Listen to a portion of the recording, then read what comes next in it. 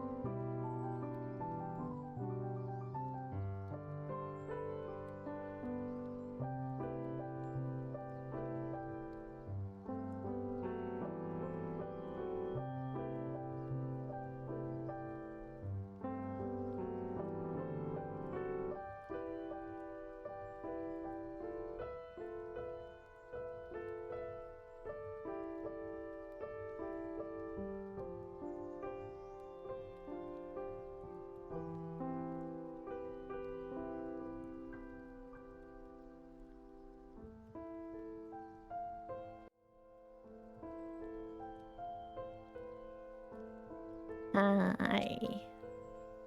Oh, wait. Oh shit. Ah. I should have seen that coming.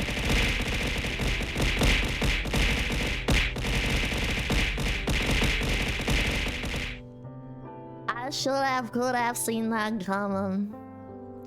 Well.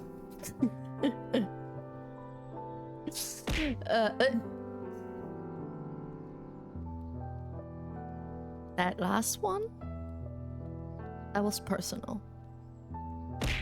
Yeah. Stop it. What the fuck? What's wrong with tits today? Hello. Hi Madden. Hi Dominic. Hi Bibu. Hi Zekin. Hi Tyler. Hi Shida. Thank you for lurking. I hope you all are doing well. How you doing? If you're not perfectly fine, well, everything is amazing. Tell me how you are. And if you're feeling super duper perfectly fine, amazing, just let me know as well, right? Still sick? That's not good. That's not what I wanted to hear. Did the tea not help? Do you at least feel better? Or is it just as bad? Or even worse? Sorry, no, you don't have to be sorry.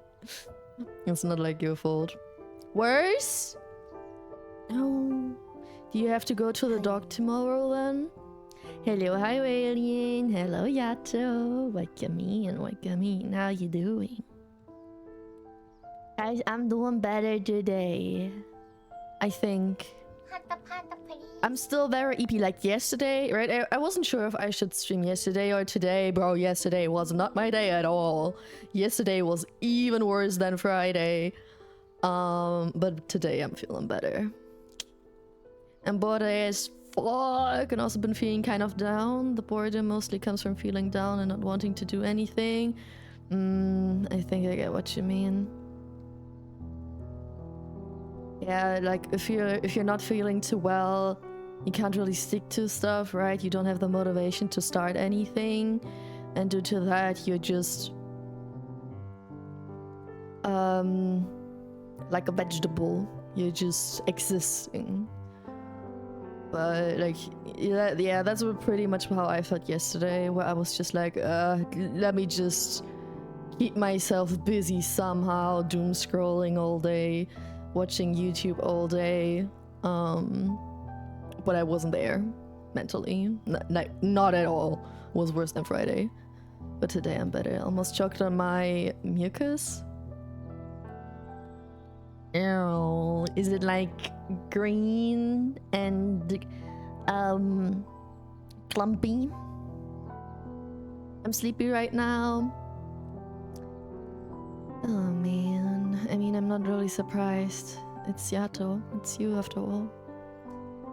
When are you not EP? You poor little bean. Yesterday and today I'm just kind of existing, so I'm happy that there's a Pam stream. Yeah, today we're just chilling. Today we're just relaxing, and tomorrow I'm excited. Maybe that's the main reason why I'm more awake today. Because I'm excited for Baldur's Gate.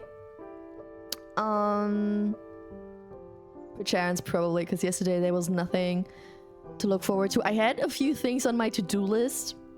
I didn't do anything of it though. Today I was a little bit more productive, but also just slightly. But starting literally tomorrow, starting next week, I have a schedule again, and I will be more busy, and I'll try to stream 4 times a week. So that's gonna be fun. I hopes and prayers, everybody, fingers crossed, that my body will handle that. But yeah, from now on, I need to also adjust my schedule on Twitch before I forget that. Schedule extension.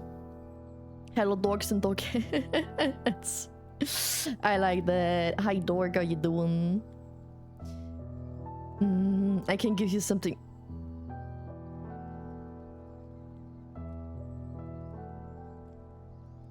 Okay, madam. I guess you're not feeling that bad because you can still make these Devo jokes. You're still our madam after all.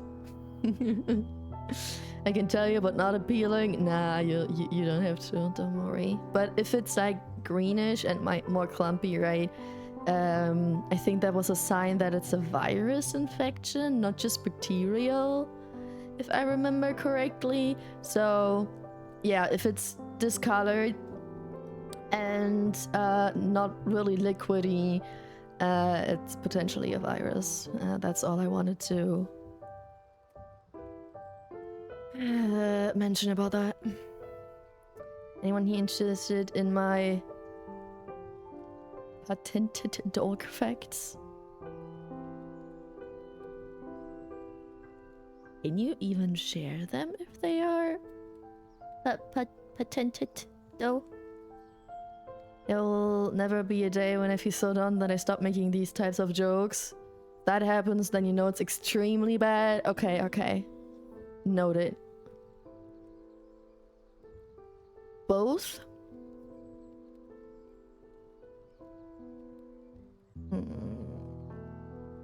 Suspicious. Might be a virus. So you really gotta go to the doc. I hope you were planning to anyway, but that's another sign. You probably should go to the doc and not back to the kindergarten tomorrow. Chloroform can only knock you out a few minutes, but depending on potency can instantly kill a person. But in reality, putting soaked tissue on someone's nose will not knock them out immediately, but for you, I fall even without it.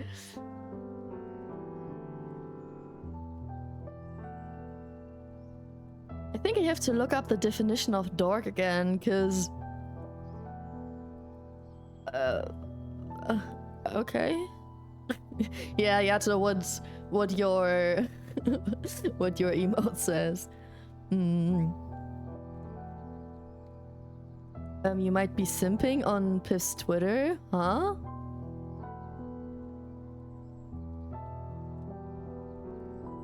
You might be simping me? I simp on Piff's Twitter.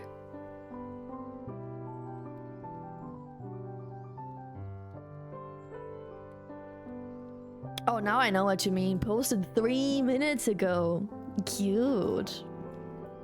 She's growing up every, like, week. What is this? She looks older in every single fucking... See? Shit, they grow up so fast. She was my older sister. Now she's more like a mother. I am here. How you doing? I can be funny or you ban me. No, you can be funny. It's okay. What? Wait, Monday, Wednesday, Friday, Sunday. Let me quickly make the schedule. For 3:30 p.m. my time. Safe. Nice, okay, now I officially have a schedule in the Discord and on Twitter. Gonna stream 4 times a week. And mainly Baldur's Gate. There will probably be some... I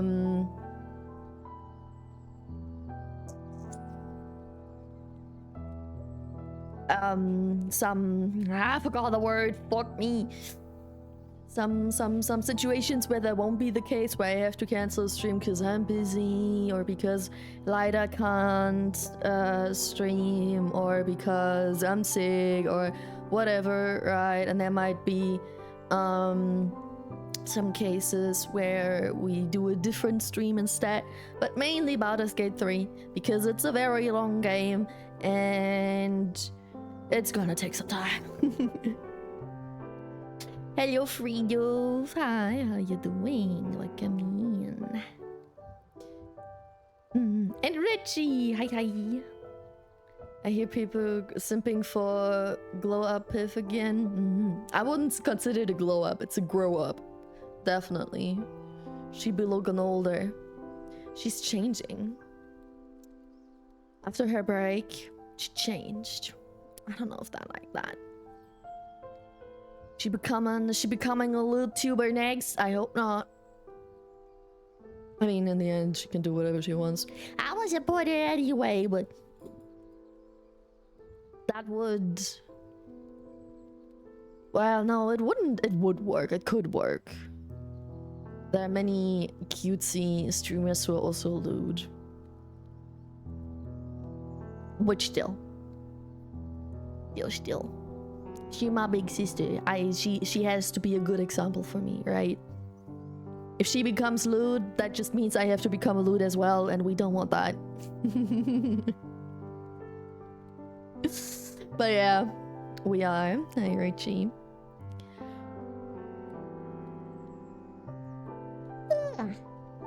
Oh, okay. Of course. As soon as I start the stream, I have to yawn already. What is that? Why is that? Why does streaming make me eepy? I have one leg that's wiggling, right? And that's like wide awake, right? Restless leg thingy-majingy. But at the same time, I'm yawning. And I just closed the window. I had my window open all day and wide open just before the stream for like, what, 15 minutes, 20 minutes? So it also shouldn't be an oxygen problem for some reason. I have to yawn again.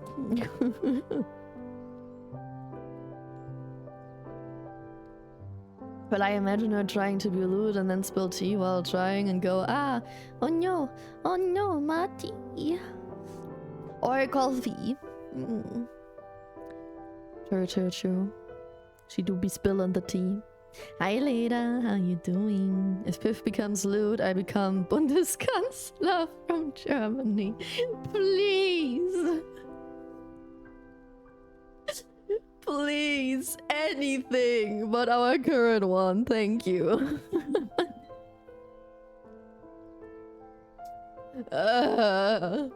Don't make me start. Don't make me start on politics. Don't make me start on environmental issues. I was in a good mood today. Thank you for the hydrate, Yado. I'm gonna hydrate. You hydrate as well, everyone. Take a sip, even though it's not as hot anymore, depending on where you live. Hydrating is still very important.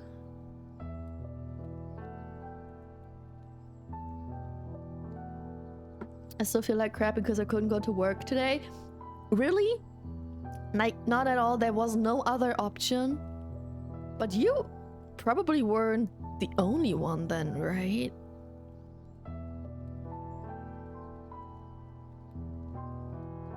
Was there, like, were you able to tell your boss somehow? How did they react? How did it go?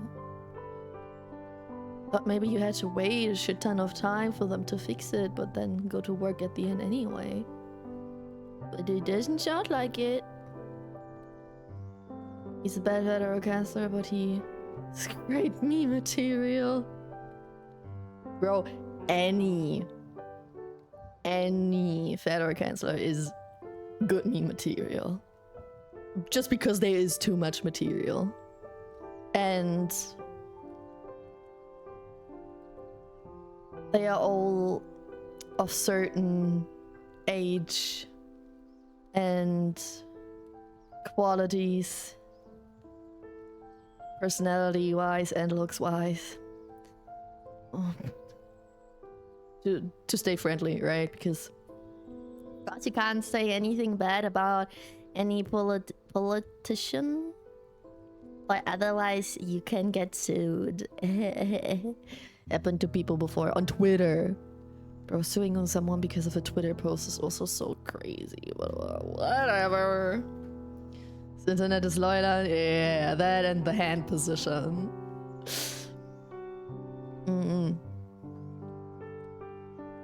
No, a taxi is too expensive for that, and the trams still aren't running in my area. My boss was totally chill about it, but I'm missing out on the Sunday bonus, which means that since I wasn't at work today, I lost almost 200 bucks just today.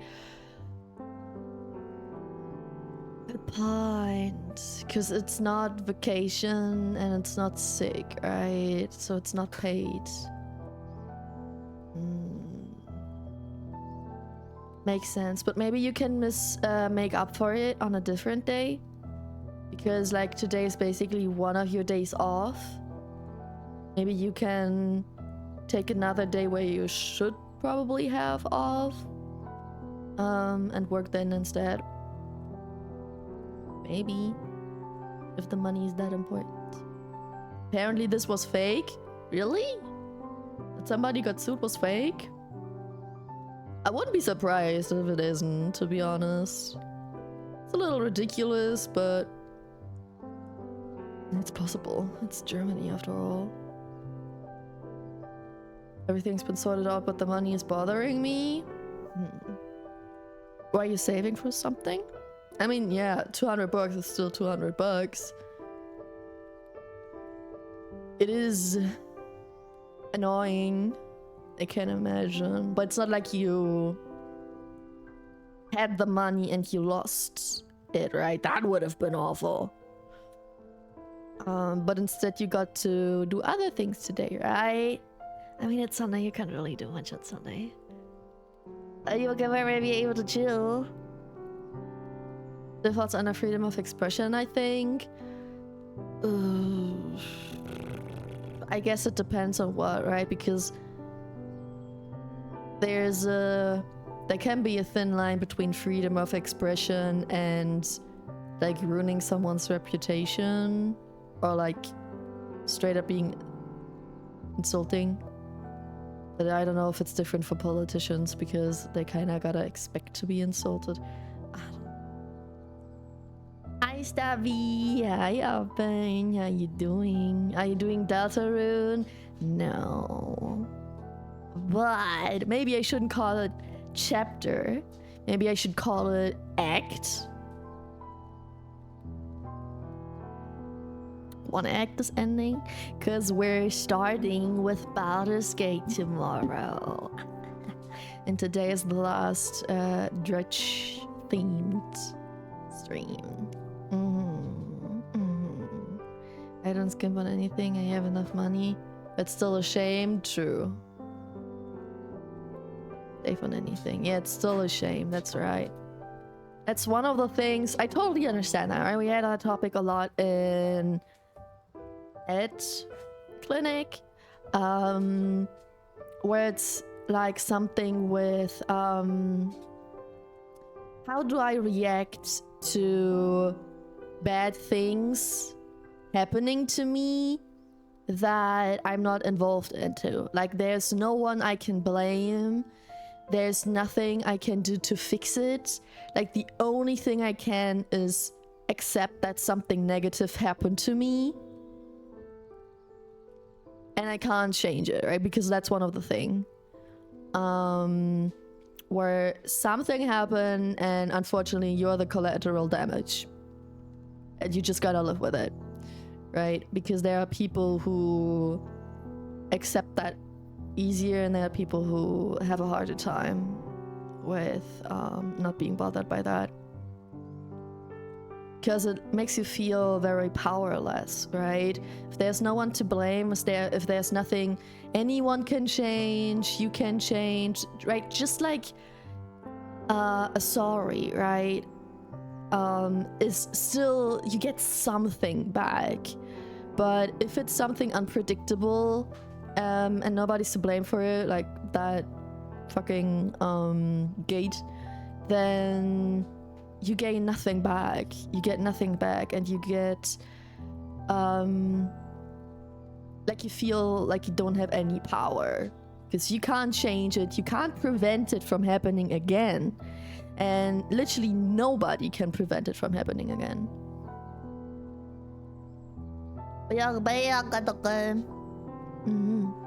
Would fall under insulting a public official. Okay, I don't know shit about that. Is the difference between Opinion and fact. Can't put anyone in jail for making a joke since that technically falls under opinion, but the second you claim that something is a fact about the person, then you can get in trouble. Ah, that's why people always add the allegedly, right? My politician ass is fine, but claiming that they slept with your mother is... Claiming that their mother is fat, I guess, isn't either. Or that they are a Hurensohn. AKA son of a bitch. Because it involves their mother. Is calling someone a son of a bitch an insult? Or does it mean I claim to know that the mother is a hoe? Can blame someone for this? My landlord who doesn't maintain the damn gate. I'm going to make my landlord pay me back for the day of work I lost too. You can? You can do that? Wait, that gate was not like anything that had to do with work or like you know when there are train tracks, right? And they have gates. I thought it might have been something like that, but you weren't even able to get out of your house? Heavy topics today, huh? We're just going like left and right and up and down. It's like everything. Every single topic. It always happens when I ask people how they are doing. They tell me a story and then I have something to tell about that. Beleidigung und Majestätsbeleidigung. Is that even a thing in Germany? Majestätsbeleidigung? That would be an insult? You wanted to say someone's mother is promiscuous? You'd say she's a... What?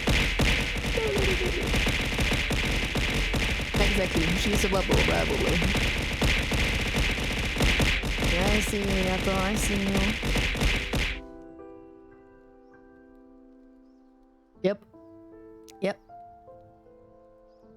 Up and down, huh? Yeah, as long as I wasn't a power outage or something like that, you can make up for the lost workday. Hey, yo, let's go. I thought they can just be like,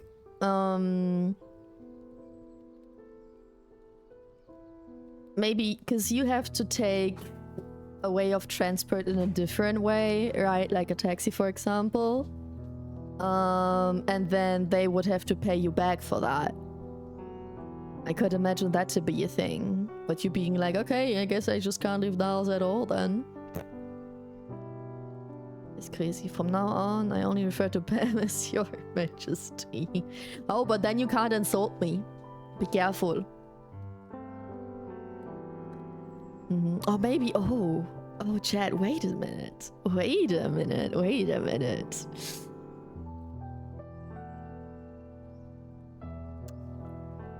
Next model, a queen bee look.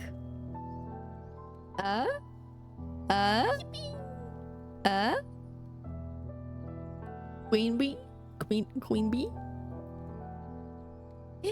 Efroshable, thank you for the wish hub. Ooh, for 30 months. Happy 30 months. Damn. It's a long time. Thank you. How you doing? Hello. I've never done that. It's true. But I'm telling you that you also never could. And anyone who jokingly calls me your majesty as well, just because you started it, can never insult me ever again. It's not a threat, it's a warning. No, that's opposite. That's not a warning, that's a threat. Or something. I don't know. That was a saying that went something like that. But no, we still gotta wait a long time before I can have a new model. Because first of all, I just got the chibi one. Hello. Oh. With great intensity. Yeah, that's always a little messed up with the hood. With great intensity.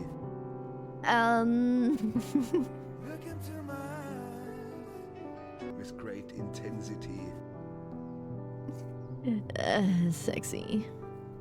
Yeah, because first of all, I just got the chibi model, right? And second of all, I would need a whole new model because, as some of you probably know, Maple, who made my model, does not exist as Maple anymore and can't be contacted anymore. And I don't know his new alias, so, or if he has a new alias. So, in order to get a new outfit, I would have to get a whole new model. And that's expensive, guys. Being a VTuber can be really fucking expensive. What am I if I can't insult people? Boring. That's what people call boring. Boring. Blah, blah, blah, blah. That's okay for you, maybe. But how about others? You also have to think about others, Lida. I'm back, welcome back, Zaki. I'm back, I'm open. Maybe I'm not doing good today either. Just a silly question for the chat. How much money do you have set aside for emergencies?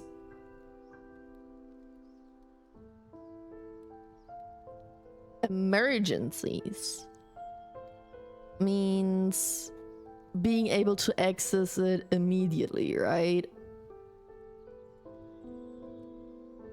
I've got one of the customizable models. Yeah, I know, like a head and an outfit thing, but like if you need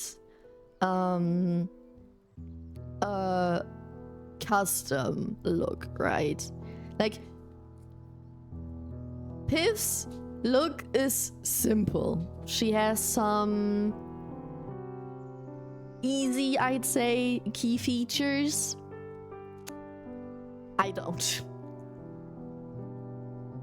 Like the hexagon pattern in the eyes, for example. Or my antenna, for example. Or the hair, or the RGB. Like all of that is really hard to mimic with a customizable model. I mean, I do have 2 customizable models.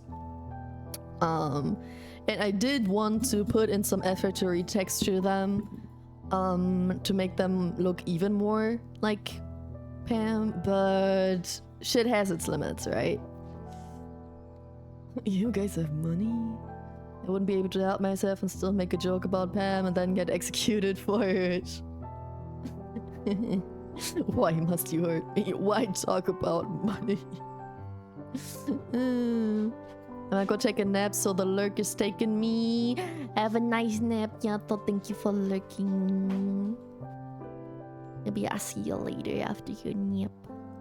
Tell me if you wake up from your nap and I'm still streaming, how your nap was. Num num num. Yeah. Okay. We're all a little sensitive when it comes to the money talk, understandable. Especially thinking about emergencies, especially thinking about the future. But remember, always remember, chat, money is temporary. Yes, it's nice to have some money set aside for emergencies or however you want to call spontaneous moments where you need a little bit more money, right? But don't stress too much about it, especially when it comes to like saving up for when you're old, like thinking that far, because it will make you focus only on the future and not on how you live currently. And money is only temporarily. We can have some insane economic crashes and your 5k that you have right now will be worth $5 in the future, right? Because the currency is worth less. So saving a shit ton of money in your bank account ain't worth it. Having a shit ton of money in value bits at home is fucked up. And if your house burns down for some reason, like everything is temporarily, right? It's also important to live in the present and not just plan, and especially not fear for the future. I'm not the best example at that, but I know it better, okay? Do as I say, not as I do. Type shit. Don't have any savings currently. Haven't had any for a couple of years thanks to prolonged emergency. I hope I'll wake up before you ending the stream. We'll see. But you don't have to just because of that. I don't know how long I'll stream today anyway. Because we'll definitely stream tomorrow. And I also have to do some housework tomorrow. I have to go to a drugstore. I have to go grocery shopping. I might keep today a little bit shorter. Sorry, but I'm interested. Nah, it's okay. It's more like a joke. Money's temporary, but fun flushing off all life. This is why NG money is in an offshore in the Canary Island. Oh, my money. My money is in an offshore in the Canary Islands. Nice. Shit, I had to cough and sneeze at the same time. Ugh, at the same time? Ugh. Do you feel free now, though? Bro, that reminds me. Not yesterday, because Leucht is in his hometown right now, right? So I was alone yesterday and today. But 2 days ago, right, on Friday night when we went to bed, Leucht was brushing his teeth. And he was almost done brushing his teeth, walking towards the sink. And I stood right next to the sink because I think I brushed my teeth, or I think I didn't even brush my teeth. I think I washed my face and I was just drying my face, something like that, right? I was just chilling next to the sink. So I was on the left side of the sink and he was on the right side of the sink. I was walking away from the sink and he was walking towards the sink. His mouth full of his toothpaste and spit mixture. And you know what he did? You know what happened? He had to sneeze. No warning. No safe place. He sneezed with his mouth full of spit and toothpaste. It was on my shirt, on my arm, on the floor, on the mirror, on the sink. It was everywhere. And I looked at him in utter shock, not like scared shock, but I was just like, did that actually just happen? So I just turned around because that happened, because I was on the way to leaving, right? I turned around a little bit. I looked at him to process what happened, because all I knew is I hear him make a weird noise, because yeah, he sneezed, but also with a full mouth. I heard him make a weird noise, and I felt something sprinkling on my arm, and I heard something drop on the floor, right? Or splash on the floor, rather. So I just turned around, looked at him, tried to figure out what happened, looked at my arm, and went to grab some toilet paper and clean myself. Not saying anything about it. I was just like, what just happened? Oh, that just happened. Okay. Bro, not when I'm about to go to sleep. I just can't handle shit like that. Whatever. But that was so ridiculous. That was so suddenly, no warning at all.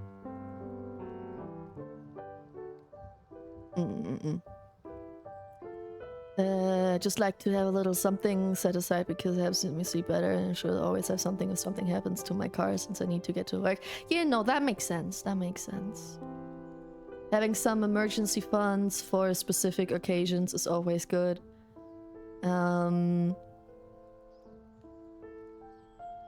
But don't panic. Like, general advice, don't panic about your future. You could die any day. So there is no need to save up hundreds of thousands or tens of thousands for your rent because you know you won't have much money when you're old, right? Because maybe you'll never get that old. I hope for you do. I hope for you that you have enough money when you're old. But I'm just saying, right? Don't focus on that shit. Because some people actually panic about those things. Yeah, Pam, I didn't realize that we are telling horror stories today. What do you mean? We will watch a video about that Dredge lore. The game itself is kinda cozy, but the lore is definitely horror. At least it wasn't your face. Yeah. I guess. But it could have been my face as well. Like, the mirror was full to the... Not full, but like... He spits onto the whole mirror and it's quite tall. So, I don't know if I was just lucky with my angle or if I was just turned around far enough so it was my face but rather my hair and that's why I just didn't feel it. Or if it was because I dried my face so it went into my towel. I don't know, but I just felt it on my arm. What future? Hi, Battle Bro. Oh, 16. 16 is okay. How you doing today? I'm officially too old for that one song from Die Ärzte. Which song? I don't listen to Die Ärzte. I don't know which one you're talking about. Schneller Leben? I can't recall what it's about right now.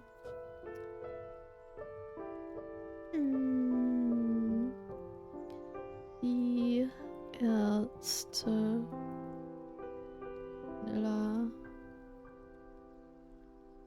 Lyrics. 10. It's mid. It's mid later. It's okay. Could be worse. Could be better. Could be worse. Stirb jung, stirb so früh es geht.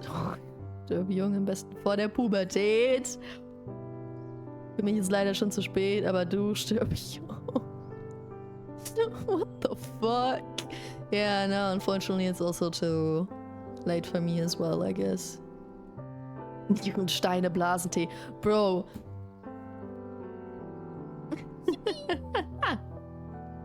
Viagra oder wie das heißt. Okay, for everyone in chat who's not German, also hi Unspoken Legendary, welcome in, thanks for the follow. For everyone who does not know, please Google Die Ärzte schneller Leben lyrics English or something and look at the lyrics in your language, or probably best if you look at it in English, but like bro. No.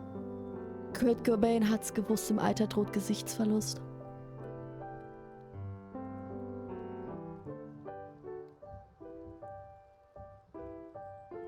Not Kurt Cobain!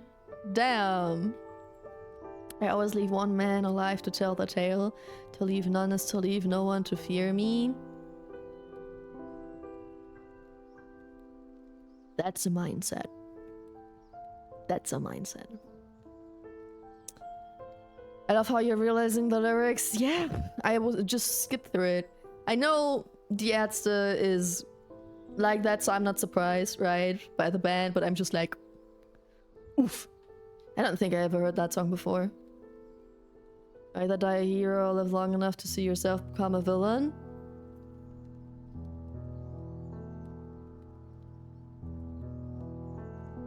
Or you're a casualty. There also has to be some civilians, right? Not everybody's a hero or a villain. There have to be some civilians. I choose to be a civilian and a casualty. Either I die or I get saved by the hero. It's okay. I'm part of the story. Either way, that's fine. I take that. Alright guys, let me adjust my posture. Can you go to Dredge?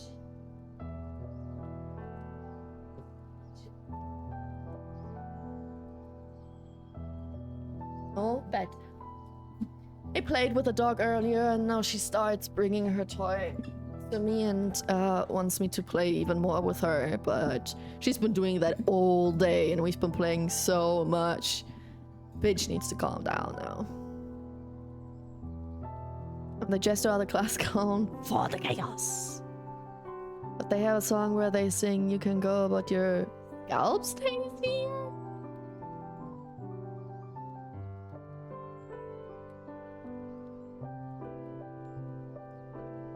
It's odd, but not the worst, I'd say. But it's definitely odd. I gotta say. Yeah, we love German classics, right? Germany either has that or Rammstein, and then on the other hand we have Schlager. German's so funny. Okay, guys, it's almost been an hour. I know that I can't stream too long today, and I still wanna play a little bit of the game and also watch a video. So how about we switch to watching a Dredge lore video now? Go away from all the silly things that only confuse my brain even more, and go to Dredge, which will probably also confuse my brain, but at least it's one topic and not multiple at the same time, because for some reason I can also not talk today. It's not a lisp this time, it's just me going like blah blah blah blah blah. Classic. I just say Claudia has a German shepherd dog, or the obese Elke. Patta for Zeki. I don't know what you're talking about anymore. Did you hydrate enough today? It's Are time you for a okay? look into a game developed by a small indie studio in New Zealand, a studio called Black Salt Games. This video will look at the story from the popular Lovecraftian fishing horror game, Dredge. Oh yeah, this video, by the way, is from Gaming Harry. And it's like 22-ish minutes. And it's a Dredge Explained. Let's hope that it's a good explanation, not about the game, but mainly the lore, because we played the game, right? The gameplay was really fun. The fishing aspect had cool mini games with enough variation that it didn't ever seem repetitive. The nights and the anticipation of potential hallucinations and creepy events was actually pretty tense. The boat upgrade and progression system and inventory management was fantastic too. Please note that before we jump in, I need to mention that there will be spoilers in this video. With all that being said, let's get into it. We played majority of the Sometime game. in the early 1900s, a fisherman responding to a job advertisement for an angler is driving his boat and encounters thick fog, but he ends up colliding with some rocks not far from the very secluded small town of Greater Marrow. Accompanied by a smaller island opposite called Little Marrow, the two islands make up what are simply known as the Marrows. Despite the lighthouse warning of surface hazards on the water, as well as a way for people to find their way home, there are a few places its light cannot reach, and this makes the water dangerous at night due to it being so dark. Anyway, the fisherman is greeted by the town mayor. The mayor greets him as their new fisherman and states that due to his boat being wrecked, they can have one already there at the dock. It belonged to the previous fisherman, and then the mayor tells the fisherman to go fishing, but explicitly warns him to be back before sundown, before the fog rolls in. Arriving back, the mayor tells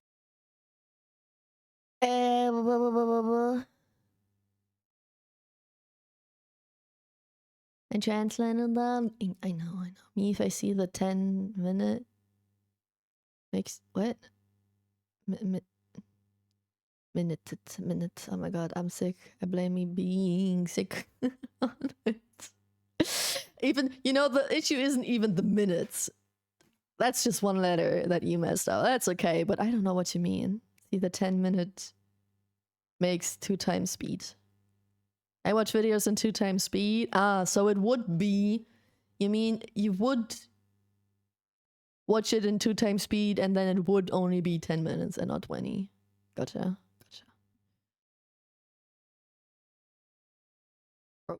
tells the fishermen that they can keep the boat, effectively buying it off of them, and they can pay off their debt to the town, a small amount taken direct from the proceeds of the sale of fish to the town's fishmonger. The fishmonger also states that from time to time he has special orders come in from customers too. The fisherman also meets the local shipwright who is able to make repairs and upgrades to the fisherman's boat. At some point in time, the fisherman meets the occupant of the lighthouse, an old lady. She looks at the fisherman with concern and apprehension. The lady tells him that there's nothing there for people like him anymore, and she tells him to move on. She then leaves. The mayor then asks the fisherman to deliver a package to Little Marrow. This package is dripping slightly and is damp. He delivers the item to the dock worker in Little Marrow, who seems very secretive about the package's contents. Then, after meeting a friendly trader who buys old, valuable trinkets, the fisherman returns to Greater Marrow. The mayor delivers good news and says that the town is growing, all thanks to the efforts of the fishermen, and due to this, the shipwright has been able to extend their services and open up a dry dock, meaning upgrades for the fisherman's ship. Going about his daily duties, the fisherman catches a strange-looking fish. He takes it to the fishmonger, who is, safe to say, very intrigued by it. He pushes against the fish and a small shape can be seen against the scales. Slicing the fish open, he finds a small handkerchief inside. The handkerchief itself is patterned with a delicate crimson thread. Returning to his boat, the fisherman spots a man looking through the cabin window, his face obscured by shadow. He says that he knows what the fisherman took to the fishmonger and that he knows about the handkerchief that was pulled from it. The man tells the fisherman to meet him on Blackstone Isle, a small island to the south of the Marrows, which, according to I completely forgot that we saw him in the window already. I forgot how we found that dude. So we randomly saw him in the window, telling us that we should go and meet him.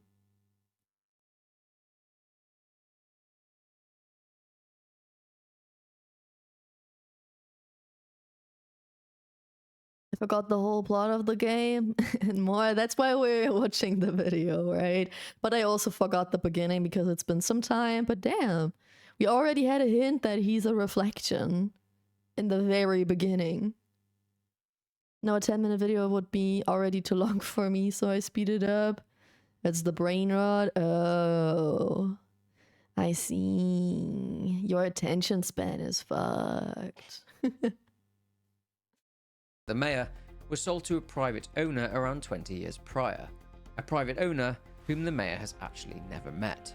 Asking about the previous fishermen, the mayor says that they were basically useless. He'd go out at night, catch no fish and sleep all day, but then one day the fisherman just left and never came back. Travelling to Blackstone Isle, the fisherman meets with the collector. Still acting very mysteriously, the collector seems to be holding a crimson book and introduces himself as someone who is a collector of art, artifacts, treasures and truths. The fisherman gives the handkerchief to the collector and he studies it. He claims the handkerchief came from an old ship that he'd been searching for. A ship that sank many years ago. Essentially, the collector needs help in retrieving more artifacts from this ship. Thing is, these artifacts are right at the bottom of the ocean, and the fisherman will need to dredge the depths. Thankfully, the collector has just the equipment for this task, and fits the equipment to the fisherman's boat. He gets to work. Speaking to the old lighthouse keeper again, she speaks about the mysterious fog, but upon being asked about the shipwrecks in the area, she mentions a spot around the back of Greater Marrow. The current carries in wreckage from the sea. Visiting the wreckage behind Greater Marrow, the fisherman dredges the wreck and finds one of the relics, a key whose teeth sway before your eyes like tendrils. He returns to the collector. The key has bizarrely changed shape. It's smaller. The collector mentions there should be a lock and gets agitated. It seems the artifacts have travelled to other places. He reads from the Crimson Book and bestows upon the fisherman an ability. Quick pause so I can catch up with chat. That's kind of sad. And then there's me who watches a 4-hour lore video of a game I don't even pay that much attention to anymore. Okay, 4 hours is heavy. I watched a couple of playthroughs recently. I watched someone play Paralives, right? That other life simulator that just came out. And I think it's been 5 videos, 1.5 hours each, approximately. But I've been watching them on the side while I did something, right? I can't pay full attention that much. But like, I can watch. Can you watch shows? Can you watch a movie? You need enough attention span for that as well. Does that work?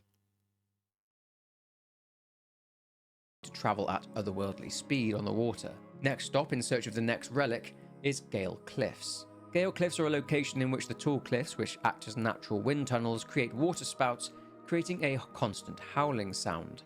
It used to be a hideout for 2 pirate lords and was also a meeting place for pirates who bartered and sold what they had stolen. As a result of these meetings, though, disputes would often arise and one conflict would take place, leading to the ships being destroyed, and this is the reason for the many shipwrecks and treasures still left in the area. Nearby, a whaling town called Ingfell is located. Back in the day, the small town prospered when doing trade with the whaling ships, but then the whales simply just disappeared. Then, one day, pretty much everyone abandoned Gale Cliffs via boat, never to return. Something strange is going on in this area. The fisherman arrives and speaks to one of the few locals left at Ingfell. She speaks of an old whaler called Magran, who, because whales were so scarce, spent ages out at sea trying to find them but found none. He did, however, find a scroll, which told him that he could become immortal by eating mutated fish. Then, one day, Magran just disappeared. The fisherman encounters a massive fish. That part, I also completely forgot. Like, there were snippets of lore everywhere, I know that. But I think the issue is that I played that game so irregularly that I just forgot the snippets that I got, right? My memory ain't the greatest anymore. But like, it's well done. I just can't piece shit together. My stupid shit. Depends on the show, how interested you are. It's WoW, it was a catch-up lore from classic WoW to the previous expansion to be caught up in the latest expansion. It's a game with lore that started around 1994. I know what it is, but I genuinely expected it to be a little older. On my energy level, yeah, okay, that makes sense as well. That makes sense. I have that too. Story is still going. There's a lot. Okay, it's 30 years. You can do a lot within 30 years. Back, we dredging again. We're watching a dredge video. Yeah, and then we're dredging a little bit more later after the video. But first, I want to see the lore because I can't really remember the beginning. And just to piece things together before we do some of the side quests, right? So we can actually make this the last dredge stream.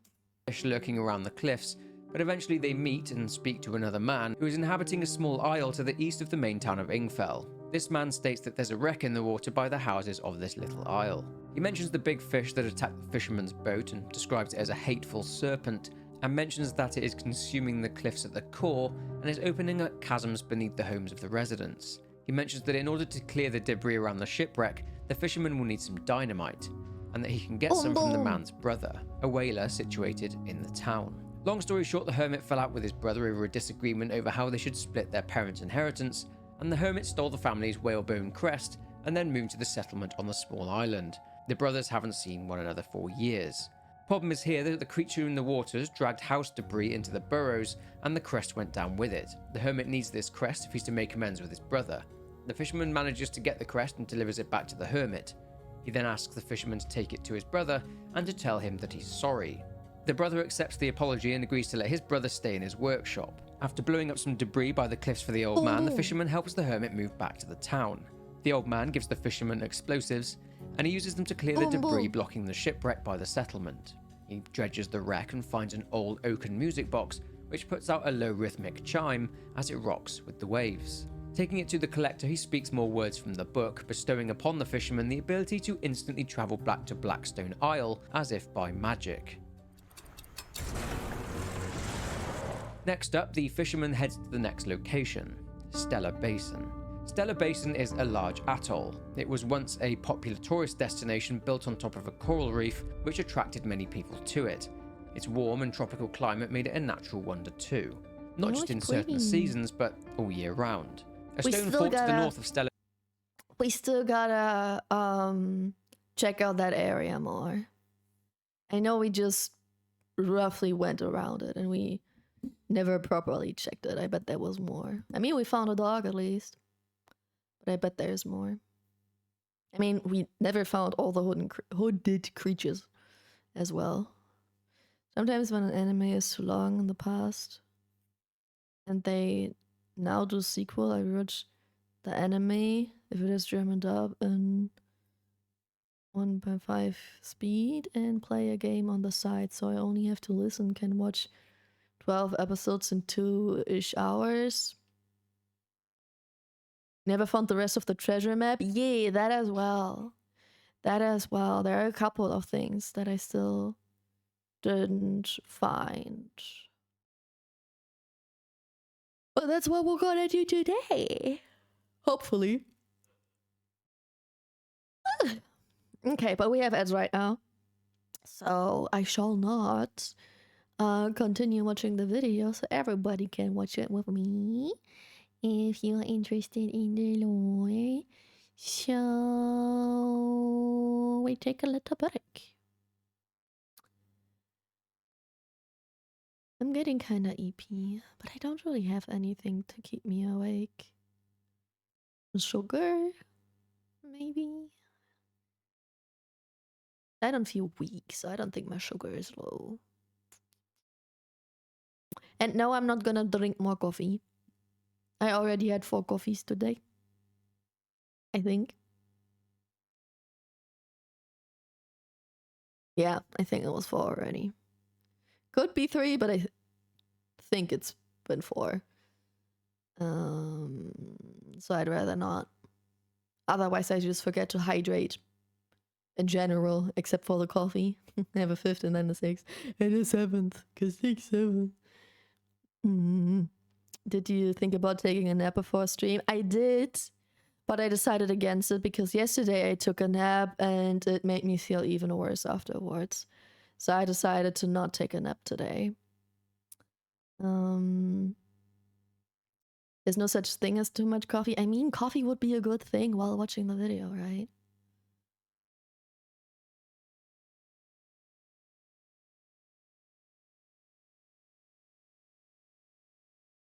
Yeah, you know what? Only 20 minutes. Oh, I need more than 20 minutes just to fall asleep. That's my issue. With like going to bed, I can fall asleep pretty easily, like within 10 or 15 minutes.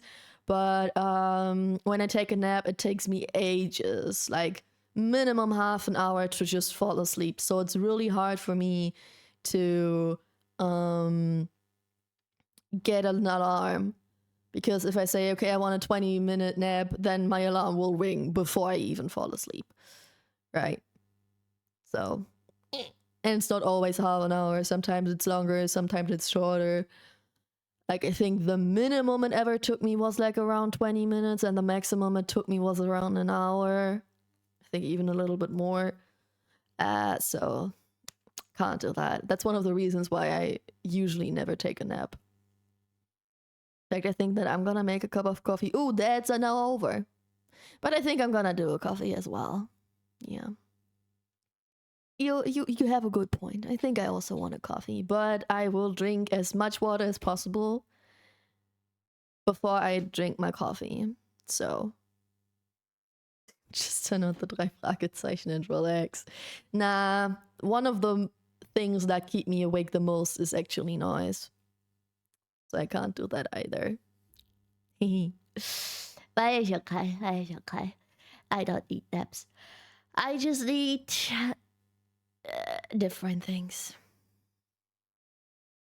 I need better quality sleep in general, and I need to be less depressed and feel more alive rather than that. Those give me more energy than nap.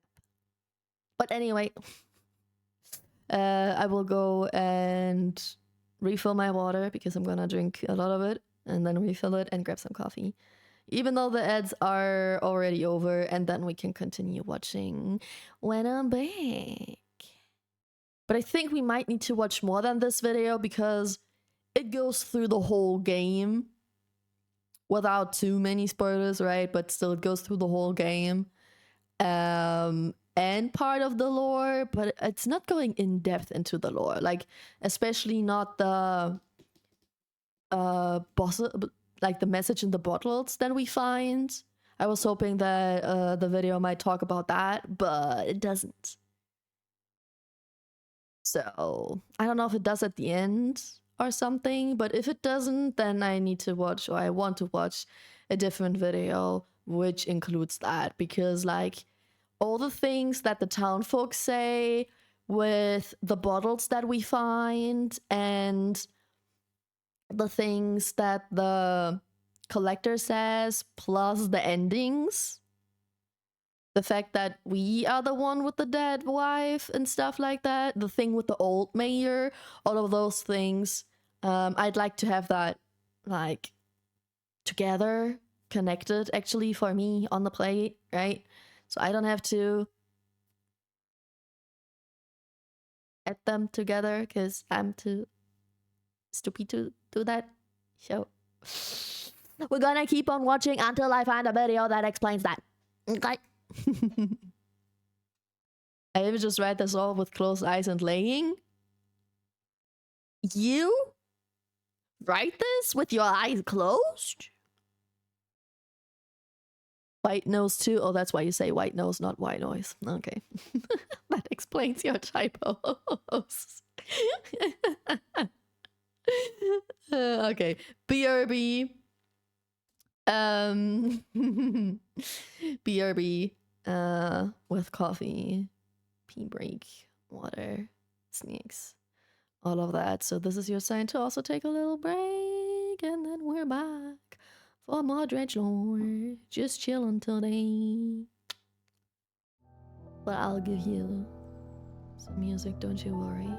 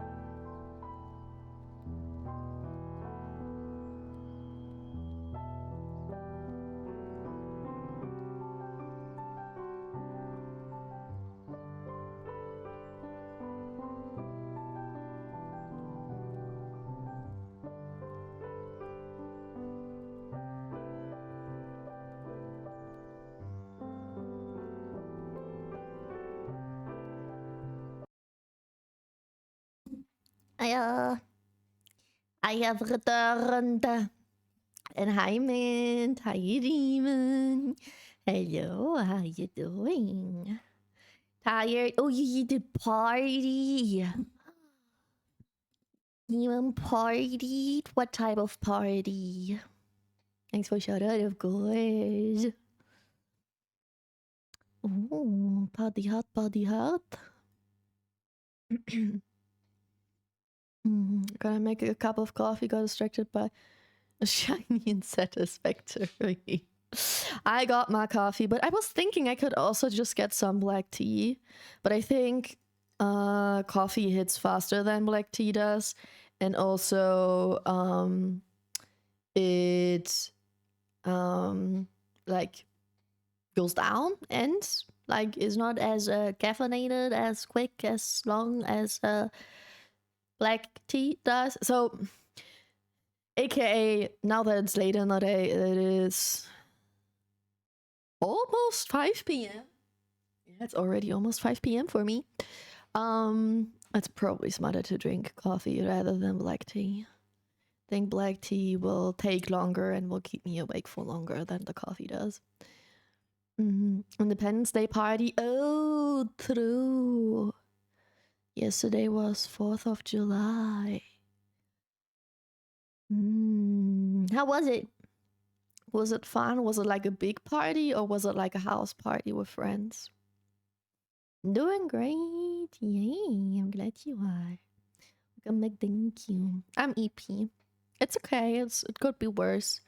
I'm chilling, right? But I'm getting a little bit EP. I wasn't that EP in the beginning of the stream and before the stream. I was kind of awake-ish. But some reason.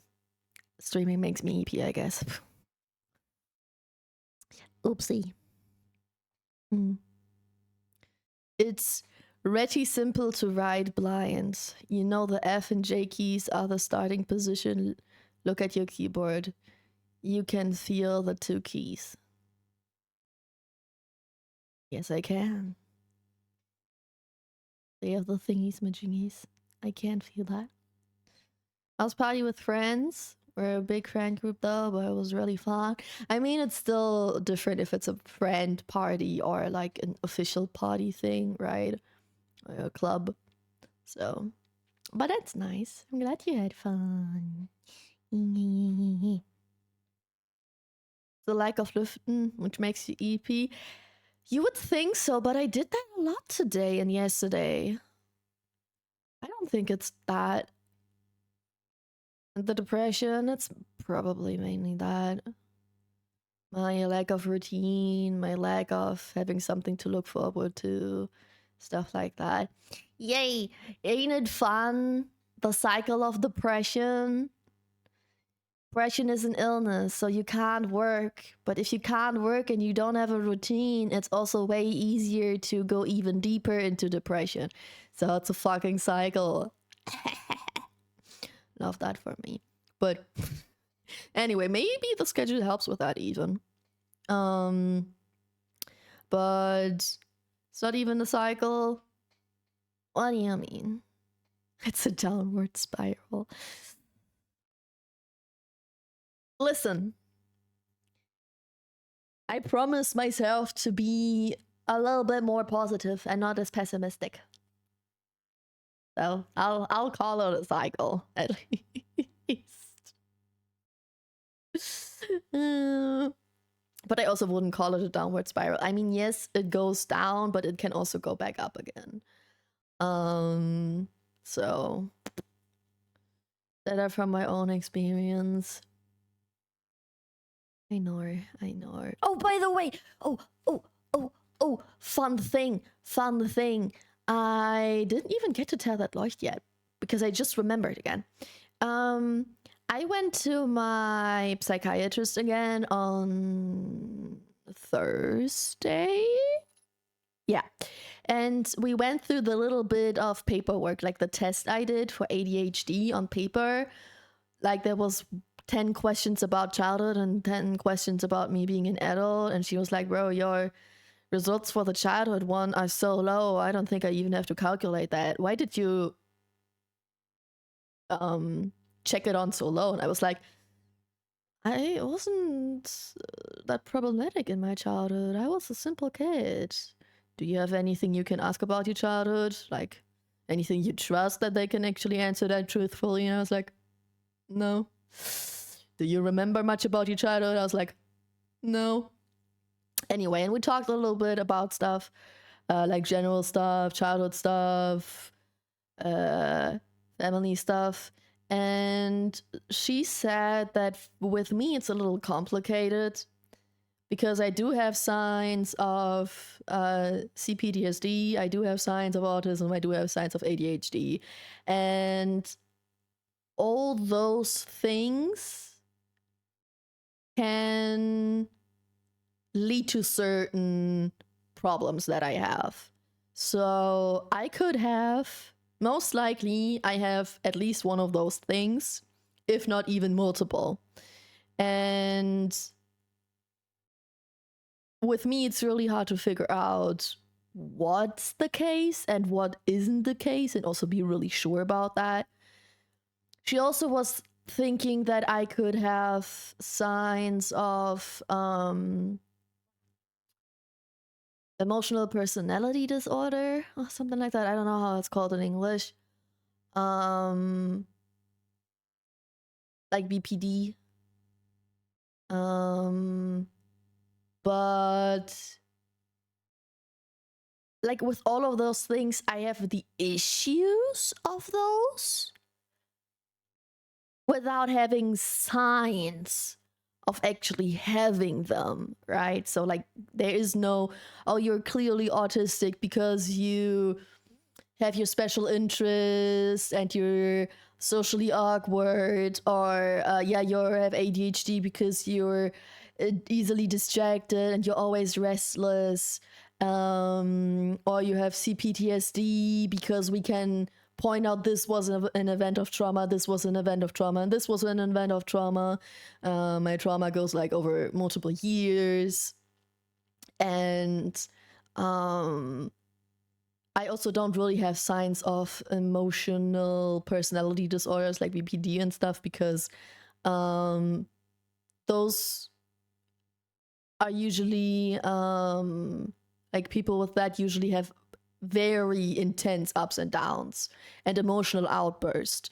Let it be aggressive, let it be sad, let it be happy. It's like a roller coaster. Like cliche, it's like a roller coaster, right? And I don't have that either. But I am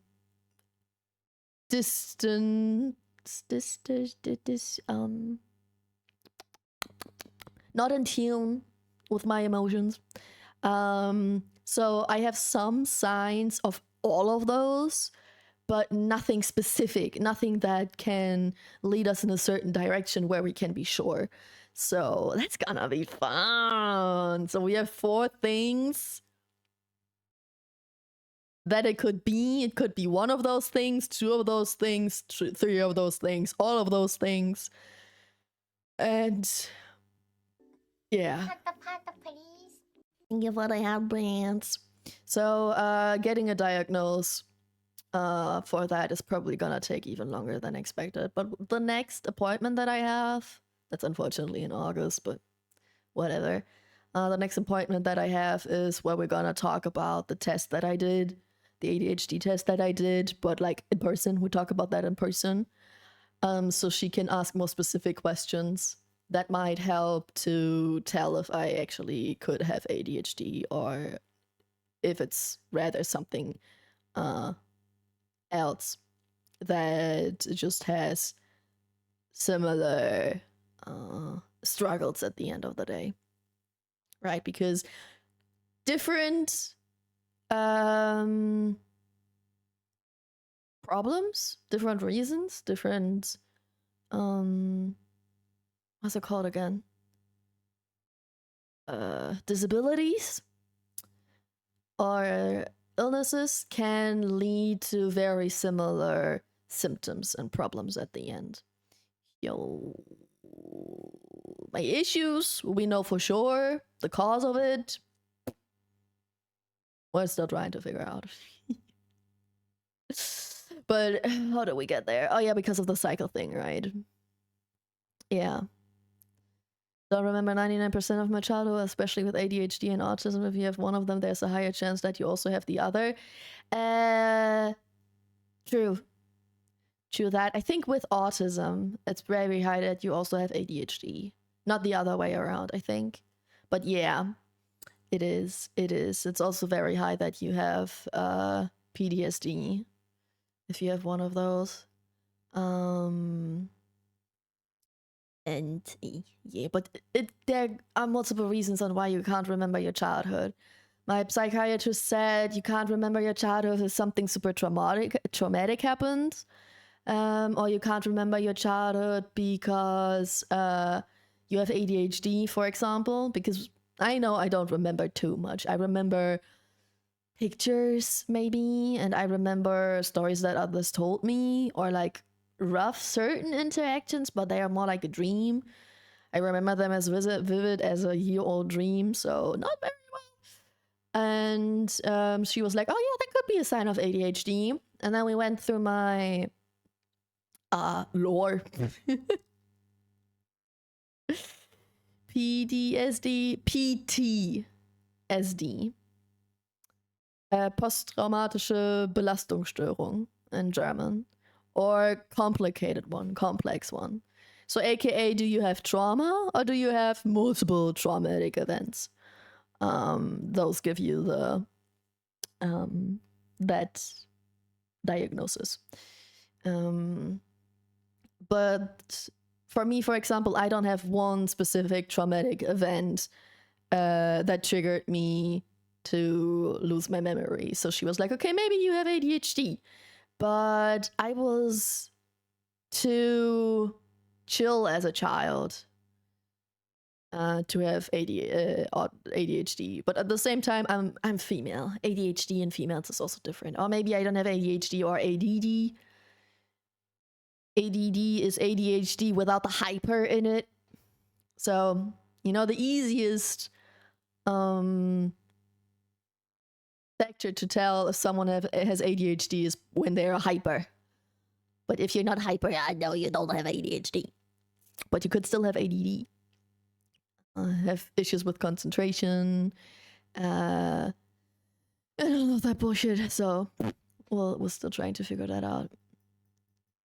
But she seems to be very eager to give me that ADHD diagnosis. She was very surprised that I had such low results in the test, because from the things that I told her, she thinks I could have ADHD, which is why she also wants to do the test in person again, to actually make sure if I could have it or not, because she thinks I do, but without proper test. She even told me the medication that she might give me if I have ADHD, because we talked about medication, because I take medication, but it doesn't help that much anymore. It did help in the beginning, but I also took it when I was in the clinic, so the clinic might have helped more than the meds. And so I was like, yeah, maybe we should talk about meds as well when we have the next appointment. She was like, oh yeah, if you like at the next appointment, we would think about if you have ADHD or not. If you have ADHD, we might even switch your meds anyway. If you don't have ADHD, we can talk about the meds in a different way. So yeah, I don't know. For some reason, she's very eager when it comes to ADHD. She's like, oh girl, we really need to check on that. Yeah, I can't even get a proper diagnosis. I go to one specialist, they tell me it's depression. I go outside and won't look at it. It's filled with booklets about depression, ads for antidepressants and nothing else. I go to a different specialist and they tell me that I have schizophrenia. I go outside and know that they only have schizophrenia books and ads for schizophrenia meds. Every single specialist is like that. Yeah, it's difficult. I also had the issue with my first therapist, with the therapist at the mental hospital, with the ones in the clinic, and with the psychiatrist I have now.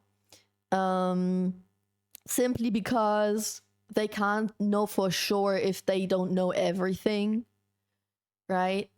Like, My very first therapist knew a lot about social anxiety and general anxiety, but not much about autism. And people with autism tend to have anxiety, and especially social anxiety. And so she was like, okay, social anxiety is the thing we can be sure of, right? No matter if it's because of you have autism or not, but we can be sure of that the fact that you have it. Stuff like that. So she tried to focus on it like that because that's something she knew she can help with, and she knew that I could have it. And in the clinic, in the mental hospital, they said they did not want to give me that label. They try to not give people labels if they are still able to function normally, even if they would have it, right? Because I'm high functional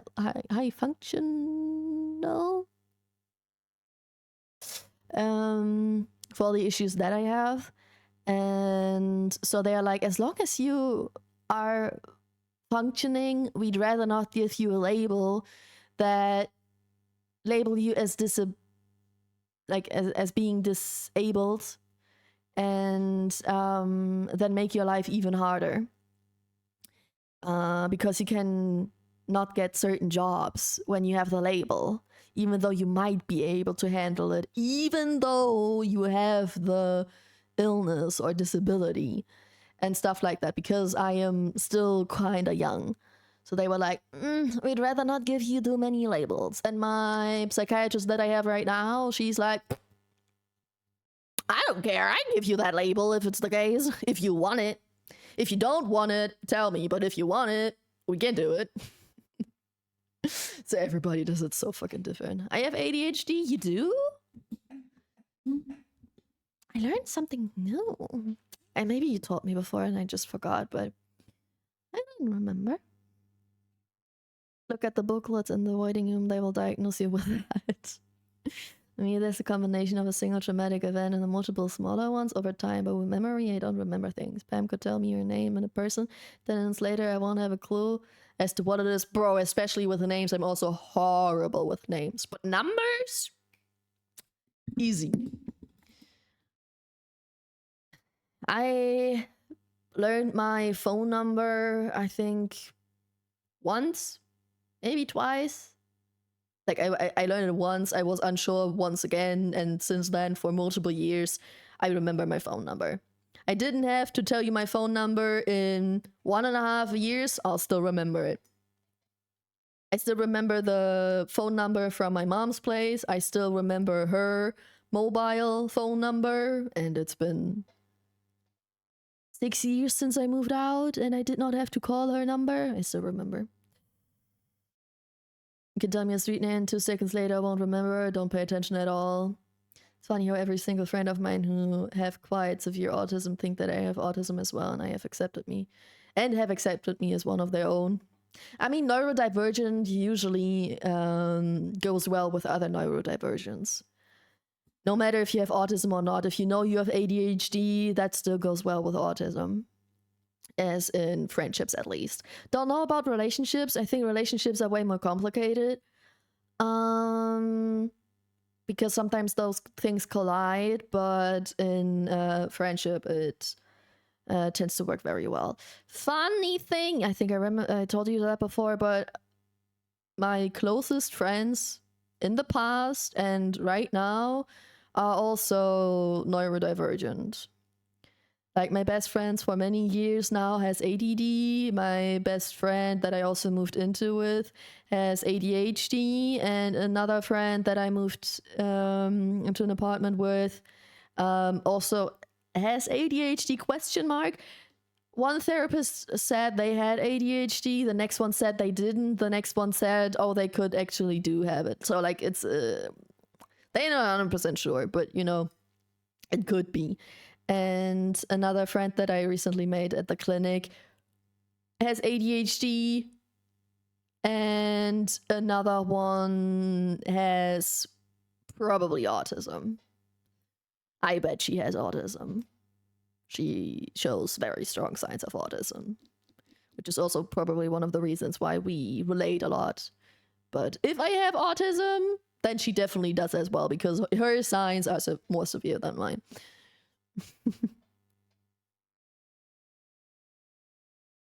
Pam, can you translate some words for me real quick? Okay, which ones?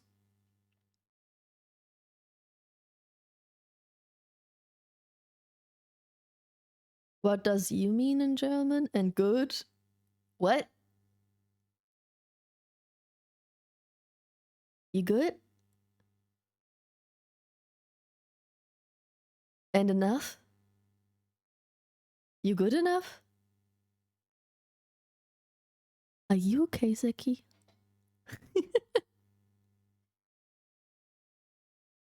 I also can't do numbers. I didn't know that my phone number is for the well, what my phone number is for the first 5, 6, not 6, 7. He's just having the phone number. Damn. No, I'm good with numbers. At least, fortunately. Most of my closest friends are neurodivergent. Yeah. Also a sign. She doesn't know the meme. Surprise! I never know any memes. What do you mean?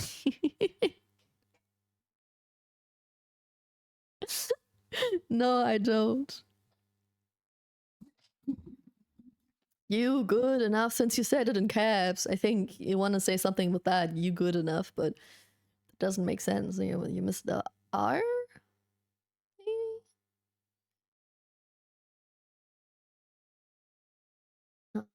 I don't know what you're talking about. But because you weren't sure about some things earlier, Second, is there actually a word you want me to translate? Like, not in memes way, but because the PTSD, for example, that we had as a topic. If you give a word in that order in German on YouTube, you will see. Oh, you still miss the R then.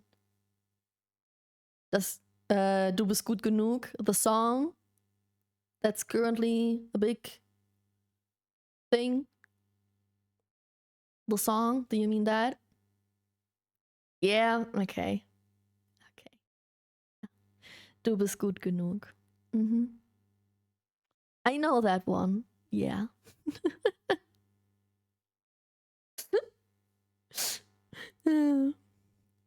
Hi, Nitos. Hello, it's my first time here. It's time for my first message. Who knows? That's okay. Hello, welcome in. We were talking about mental illnesses, neurodivergent, and actually we're watching a video explanation for the game Dredge. I don't know how we got to mental illnesses again, but in the end, we're just yapping. And drinking coffee. Very important. One of the biggest reasons for them to think that I have autism is that I'm very sensitive. My eyes are sensitive to light. My nose is very sensitive to smell. Oh, you can also be a hypersensitive person without having autism, though. I met someone like that in the clinic as well. Some smells give me headaches and make me feel ill. But that it could be autism, but it could also be hypersensitive. Like, many people who are hypersensitive have autism. Many people who have autism are hypersensitive, but there are also people with autism who are not hypersensitive, and there are also hypersensitive people who don't have autism. But yeah, those two things also relate a lot. But it's not like the biggest sign. Yeah, stuff like that. I get what you mean. Do we really watch the video? Yes, we'll be watching the video as soon as this topic dies down. A video, like videos. Who's the video? Why is a video? Will you wear wigs? Have you worn wigs? Also, the combination of being socially anxious and I can't look people in the eyes, bro. The eye thing. I'm so real with you. I have to either look into either I focus on looking in somebody's eyes, or I focus on actually listening. I can't do both at the same time. Yeah. These days I've learned to look behind them at their eye level. Oh, I can't do that. Oh no, that would make me feel awkward. No. Someone's facial expressions are too distracting, which is also one of the reasons, like one of the signs that I have that speak against autism, because autistic people tend to struggle with identifying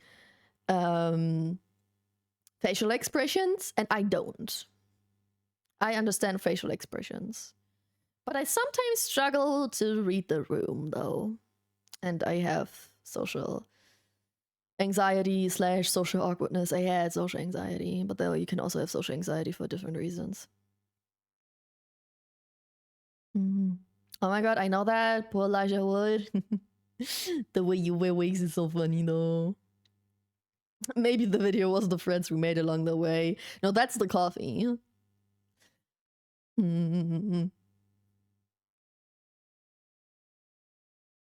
understand them, but I don't like them, which is why I look past people.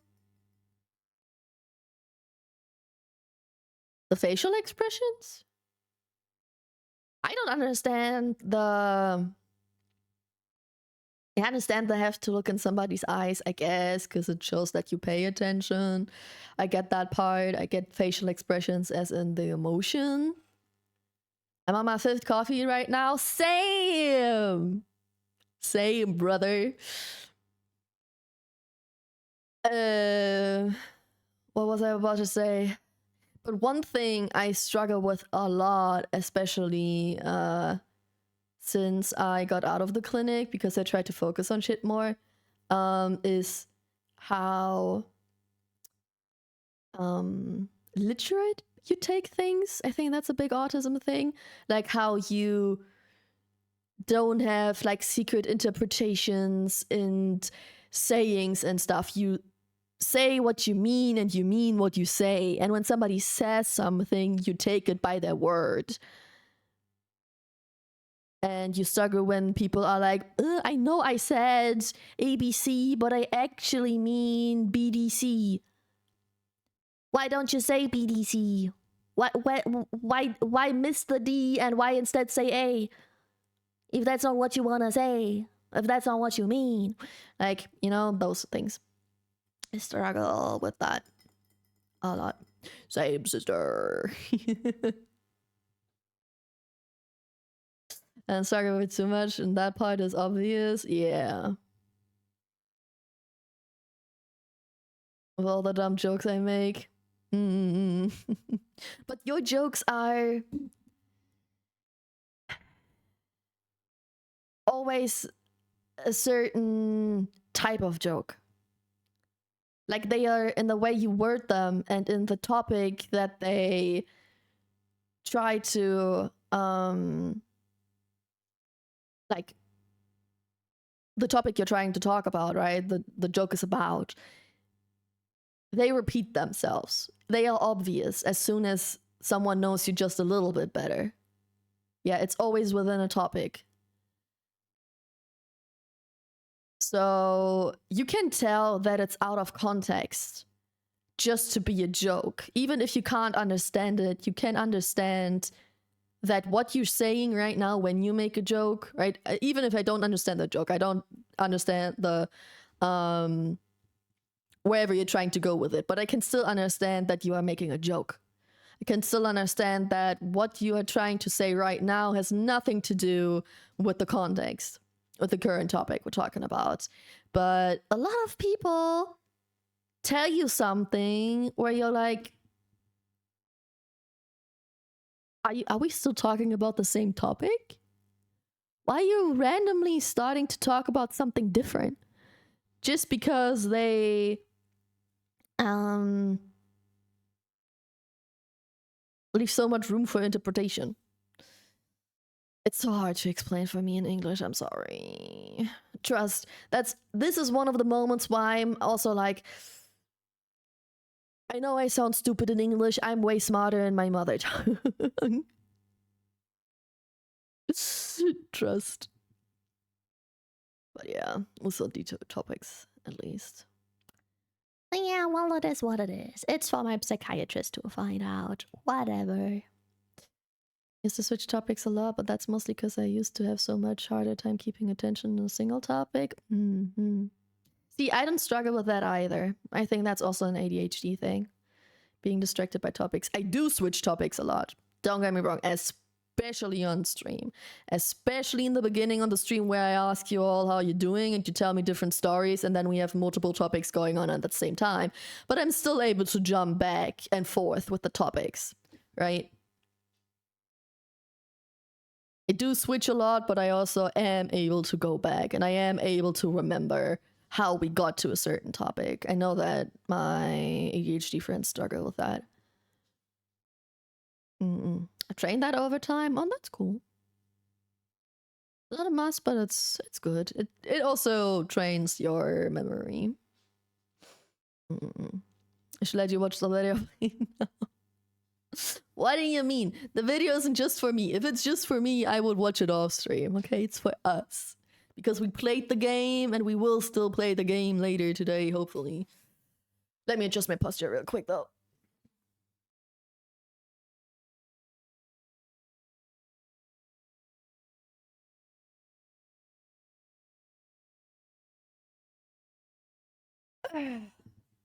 Okay. Video time. The basin was initially built in order to protect inhabitants from pirates to the east, and was later used during the war as a defensive position, as well as a lookout tower. Anyway, the fisherman arrives and docks at an old research outpost. A generator is hooked up to a strange contraption, but the outpost looks completely deserted. Its laboratory is wrecked, with equipment everywhere. The floor is damaged, leading the fisherman to assume that the damage was done by something very large and very powerful. Visiting the fort, the fisherman meets the researcher. She states that she was working from the research outpost, but that after the outpost was attacked by a tentacled monster, she was forced to flee. The creature now rests in the abyssal crater in the middle of the area. It's a crater, as it's the site of a meteor impact. After finding a bunch of specimens... I didn't catch that part. I mean, it makes sense, but I don't remember reading that anywhere with the meteor. I mean, it's also not important info. Hold on, that ocean looks too ocean for real, for real. It's a fishing game, after all. Dredge is a fishing game. It's pretty cool, it's pretty chill and pretty cozy, but it does have some spooky aspects to it. And some spooky lore, which is why we're watching the video, to explain everything we missed. Drain my attention a lot by forcing focus on certain things, like for example, I sit in complete silence and focus on specific outlet for 10 to 15 minutes, and the second I start to look anywhere else or think about random things, I force my focus back. Has helped quite a lot. I think I would go crazy if I try that. I can... Like, I know a lot of people struggle with being bored and not doing anything. I don't struggle with that because I have my mind who just jumps from topic to topic to topic to topic and keep me entertained for hours on end. I'm the first person to enjoy taking an hour-long drive and just staring out the window and not doing anything else. Easy. But actually trying to focus on something, I can do that if I can take breaks. But I think 10 to 15 minutes works for me. I think where I start to need breaks is like at the half-hour mark.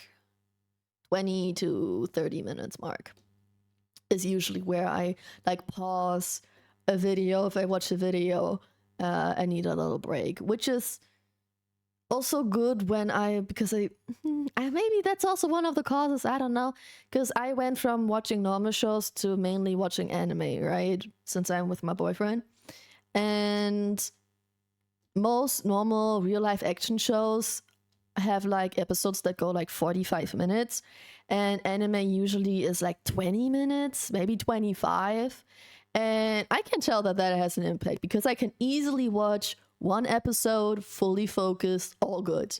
And then I have a tiny break when switching from one episode to the other, and it works. I just have to stop after a certain amount of episodes because I can't focus anymore.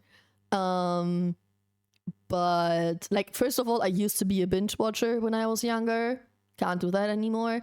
And I was able to watch a 45-minute episode without break, and then the next 45-minute, and the next 45 minutes. Now 20 minutes, and then the next 20 minutes, and the next 20 minutes. But like, it's still half as long, right? Mm. You're a fishing game?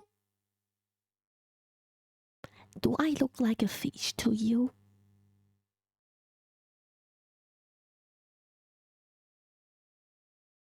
Wait, let me ask the question differently. Oh, I fucked over the video. Anyway, do I look like a fish to you? Since when do fish have wings? Since when do fish have antenna? Shut the fuck up. Hmm? No.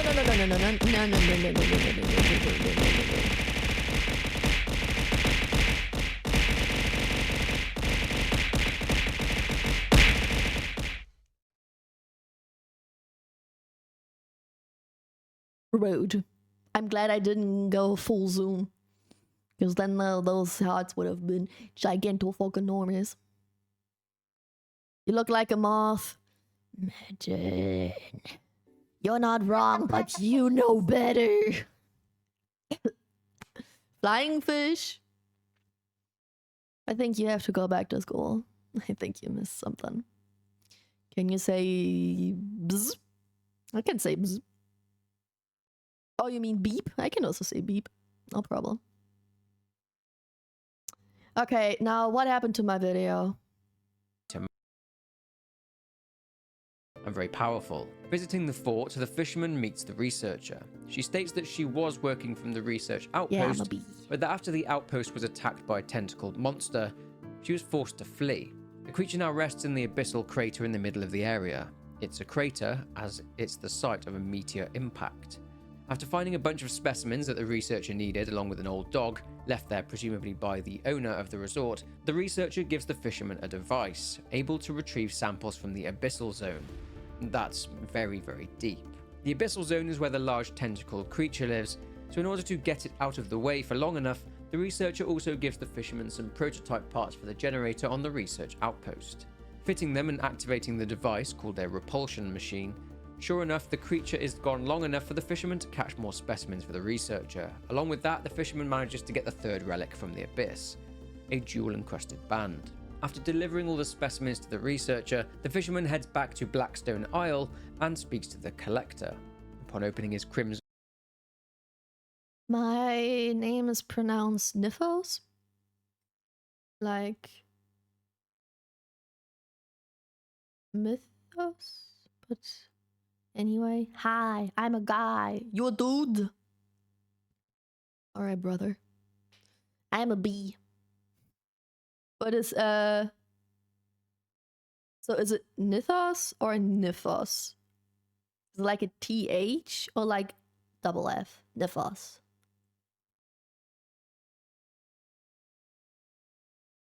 No, Richie, I appreciate you switching, but we're still yapping. We're just watching a video about Dredge. We're not playing Dredge yet. Just chatting was just fine. Me dude, I'm a necromancer. I once knew a necromancer. He's not with us anymore though. But he was also a very cool dude. Very bro. He was very bro. Are you also very bro? Thank you, Richie. Dredge Complete Edition, $40. Huh. Nithos. Nithos. Nithos. Okay. Wait, who? Ozzy. Osmer Mavok. Mavok? Mavok? How do you pronounce? No. Ozzy.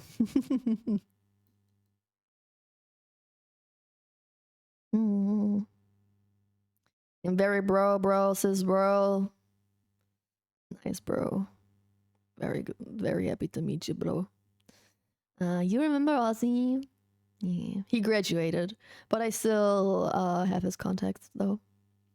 I can still text him once in a while.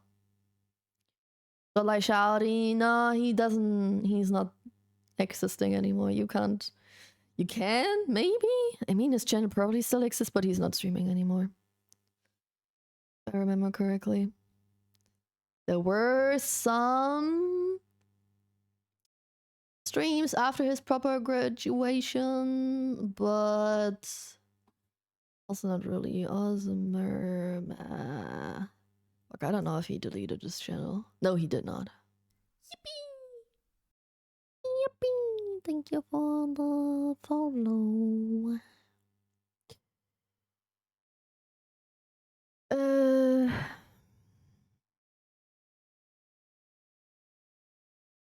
Yeah, everything is like 2 years ago, 3 years ago. But other ain't streaming anymore. I don't know when his last stream was. But does not matter. I still know the dude. And I mean, he does still stream, but not as Osmer Mavok anymore. And I don't know if he wanted or would want a shout out for his new channel. I never asked about that, so I'd rather not. Mm-hmm. Yippee! No hate my follow. What? Why would I hate a follow? Oh, for Nithos? I don't know. Do you stream? Are you a streamer? Let me check you out.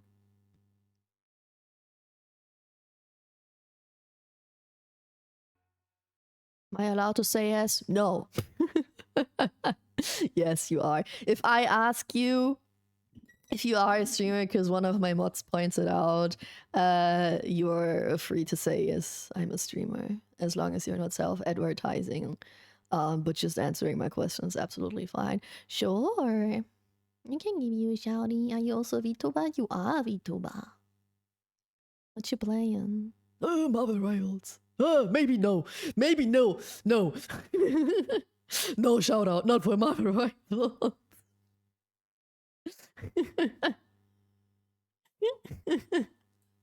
Nah, I'm joking. The only game that's an issue is League of Legends.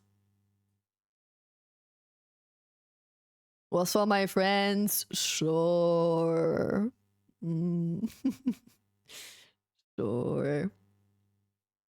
Can you ask me if I'm a streamer? Up and downer. Are you a streamer? Nightbot. Are you a streamer? Madden 6023. Are you a streamer?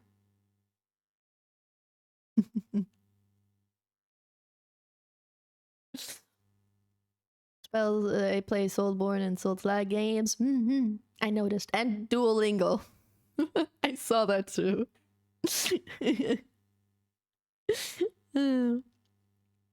You basically play the games that I don't play. Yeah, gotcha. I can still recommend Dredge though. For real, for real. It's cool. I promise. No, why would you ask that? Why not? Let me be curious.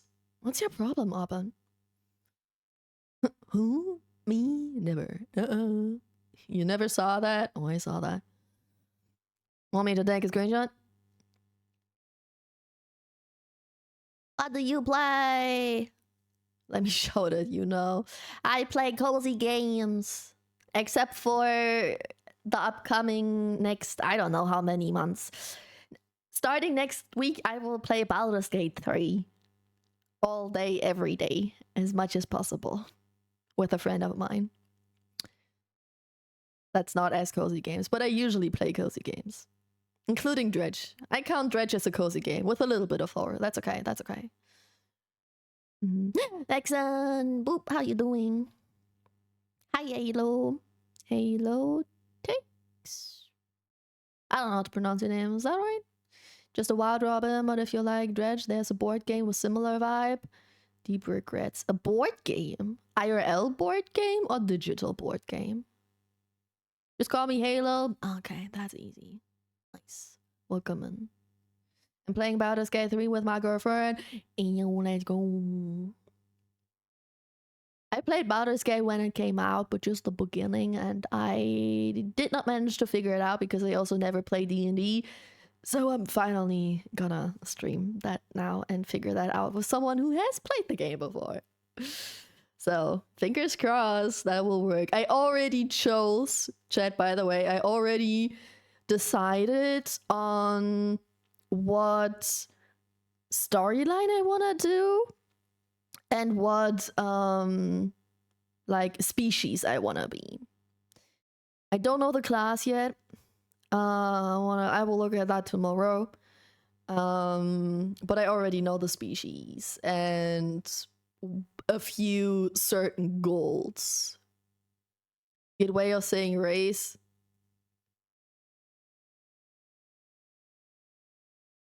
I think with something like that, it actually is species, though, no? Isn't race the same species, but still different kinds? Like species dog and then different dog races? I think they are species, though. Want to be scared of women right now? 8 years DM for D&D. Damn. He has a girlfriend. You're not one of us. Got 7 hours till I get home. Damn, that's still a while. I would recommend Victoria if you like cozy games, but isn't that too much of a min-maxing game to be cozy?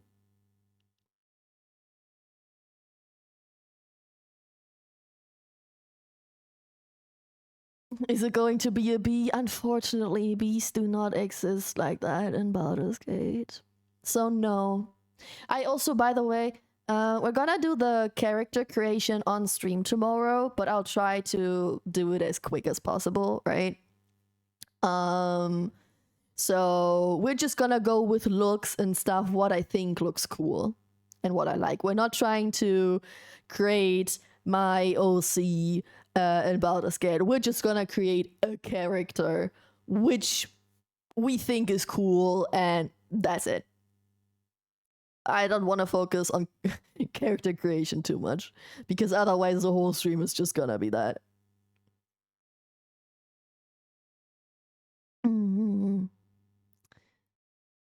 5th edition called them races, and 2024 edition calls it species. Yeah, I think species just makes the most sense, though. Doesn't mean as a he's not one of us, more of a damn, he's already taken shame. Madden, you simp. They changed it. It seems like it. Can we call them Clementine? Why specifically Clementine? 2 hour OC creation stream? Maybe 1 hour. I think it's probably gonna take like 1 hour. We have ads already. It's been already 2 hours. Oh fuck, Jen. Oh shit.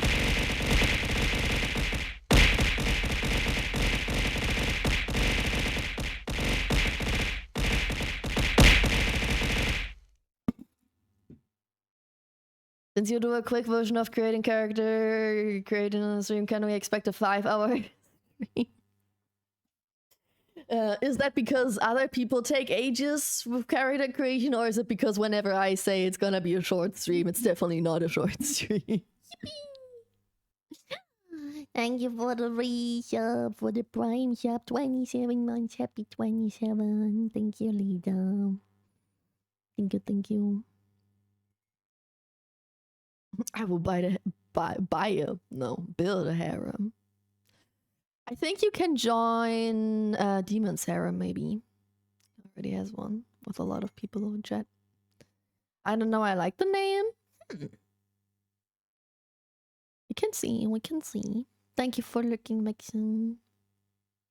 At jail. Yeah. It's okay. It just happened. A lot of both. Thought so. I only realized that my subscription has expired because I just received an ads. Hey, ads, great reminder, right? Not even because of the emotes. Sad. Very sad. But yeah, I used to have the same issue. I don't have Amazon Prime anymore. So I don't have any Prime subs anymore, but I used to have the same issue with a Prime sub where I just didn't notice if I wasn't subscribed anymore until I was like, where are my emails? Or I noticed that I can see ads. Hype train incoming?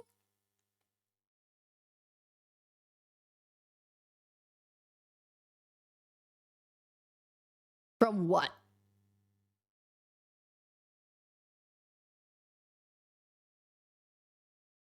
From one resub? A single prime equals hype train?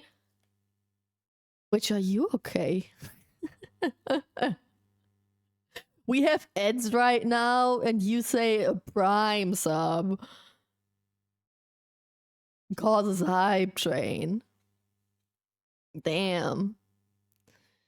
Alright, Twitch really needs money right now.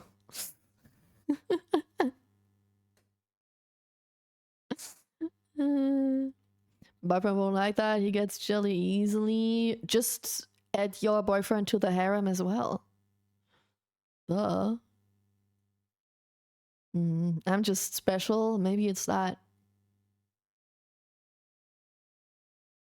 Leader sub was so powerful, started a hype train, and was so powerful, so inspiring. Like Leda being like, oh, ads. Oh yeah, ads remind me I need to subscribe. And Twitch saw that and was like, oh yeah. You know what? Let's also add a hype train. So people want to subscribe right after they got hit with 3 minutes of ads. And they see a hype train. Best motivation to spend money. I won't like that either. I also get jelly easily. Which is funny because you always make, not always, but you tend to make jokes like that, right? You being jealous, but you still making those types of jokes is funny. It's like asexual people making horny jokes. It's just as ridiculous. Stronger than anything in the world except Goku. No one can beat Goku. I've never watched Dragon Ball. I know who it is, but not much more. You called out right now? But you don't make sexual jokes, Demon. Or at least not on stream. I don't know you as being the type of person to make sexual jokes.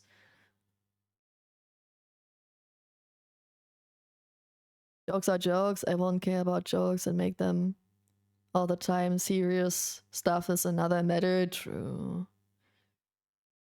But there are also people who get jealous just because of jokes. So I know people who are that extreme in jealousy. Demon doesn't mind DMs. He's quite lewd in DMs. Yeah. Vexen? Vexen, weren't you lurking? Where did that come from? Thank you for the 5 gift tips. What the fuck? Okay, now we really have a hype train. Now it's understandable. Okay, damn, it really worked on Vexen. Thank you so much. Why would you do that?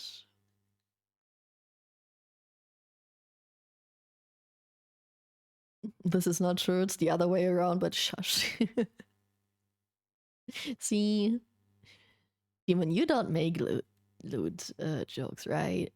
No. You're my innocent little demon friend, right? You're just the orb guy. Why wouldn't I? Why would you?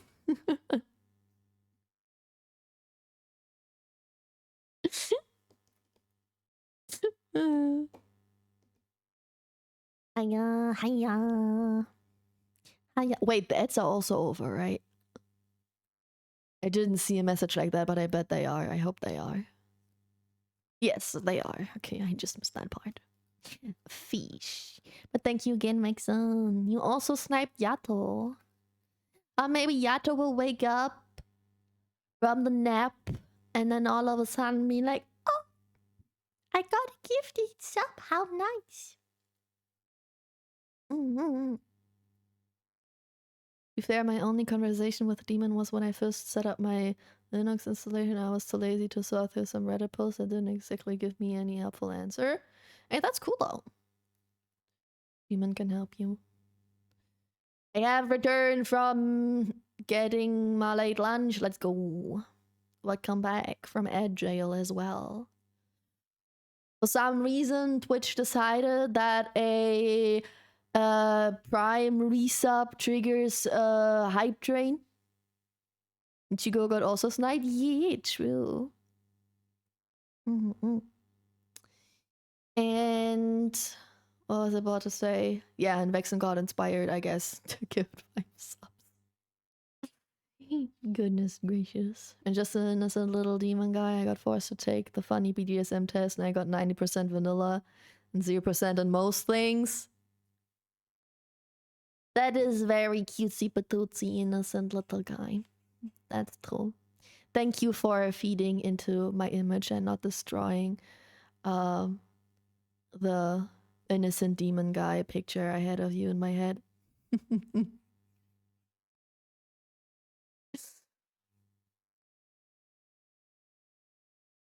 I won't show you my results then. Demon won't king shame. What's the... What? 10% though?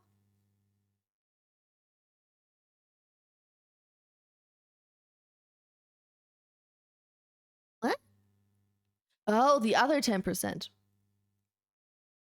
90 vanilla and 0 in most things. He said most things. True. I never tell.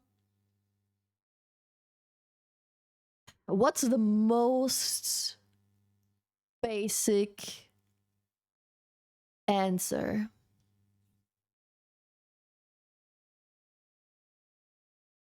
I would say the other 10% are either Switch or dumb. Something basic. Probably. No, it's not about king shaming. It's about keeping him innocent. He did the test. How can your results make him less innocent than taking the test? Don't worry, most of my friends are freaks. It always to be like that. Many people are freaks out there. Your boss, your funny old little neighbor, the person in the supermarket, the cashier, I can't pronounce that word. You know what I mean, right? Your Uber driver. More people are freaks than people are not freaks. Always remember. He's 10% Nintendo Switch. Yeah. Oh, the hype train is over. What do we get? What do we get? What do we get? Spill the tea. Oh, that will be so good for Piff emo, for Piff channel, like on Piff's channel, bruh. We just had her spilling tea earlier as a topic. Bread and Dom were the other two. Bread. I wouldn't consider you bready. That's surprising. Dom, no, but bread, especially the combination. Remember I got high with bread and Dom and sub was really low? Your parents could be freaks and you'd never know. Actually, I'm so sorry. Actually, it's pretty easy to tell if your parents are. Because your sexual preferences tend to either come from your parents and or from trauma. So if you didn't have specific trauma in one direction, you probably got that preference from your parents. Just saying. Oh god, you're lying. I ain't. I mean, maybe this is false information, but from what I know, that's what I know.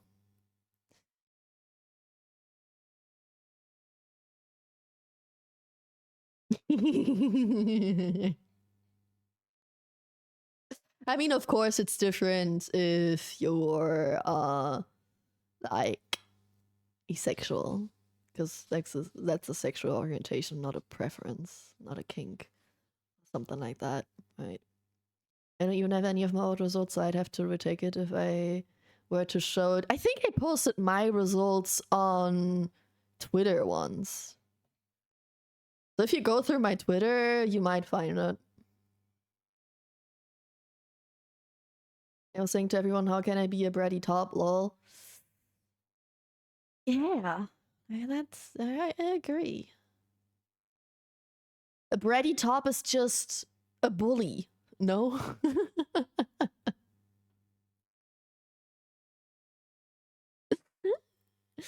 Imagine your parents are fucking freaks, so you're really traumatized. God damn it, I can understand tell you that my preference don't come from my parents. Damn. Why not both? True, true. I like a partner just like my food, hot and in bed. Don't like cold food? Like ice cream? Yeah, freak who eats food in their bed. Especially if you eat snacks in your bed. Like chips? Horrible. Stopping for gas. What are you all talking about? We're talking about kings, BDSM tests, and that you most likely get your sexual preferences, as in your kings, from your parents. You're welcome, Vexen. Trauma for the most part. I mean, that means you at least don't have it from your parents. That's a good thing, right? That way you don't know what your parents like. Look, I just brush up D&D thingies. Ooh, have fun. Thank you for looking.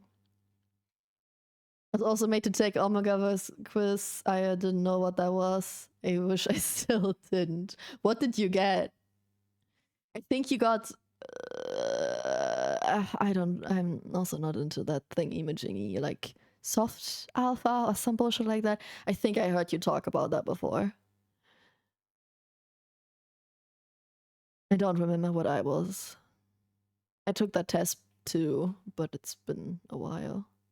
The only snack I'm eating in bed is you. Okay, I stop. I'm not a snake. Ugh, eating a snake. Ew. Soft apple is what I got. Yep. Okay, I remember correctly. It's in my channel text because I thought it was funny. Oh. Maybe. No, I think I remember you saying that. I don't check people's tags. You definitely said that before. But okay, that explains why you talked about that before, though. Funny. Funny, funny. But hey, I think that's a good result, right? I remember that I definitely didn't get alpha. It was probably beta or omega something. Very basic shit. You don't love me. You don't care me. Oh, damn. Vexen liked the topic. Talking about your parents' kings, I guess, made you grow your pee-pee. Suspicious. I only love my wife, sorry. Up, and I still have to make you and your wife in the Tomodachi world. Remember.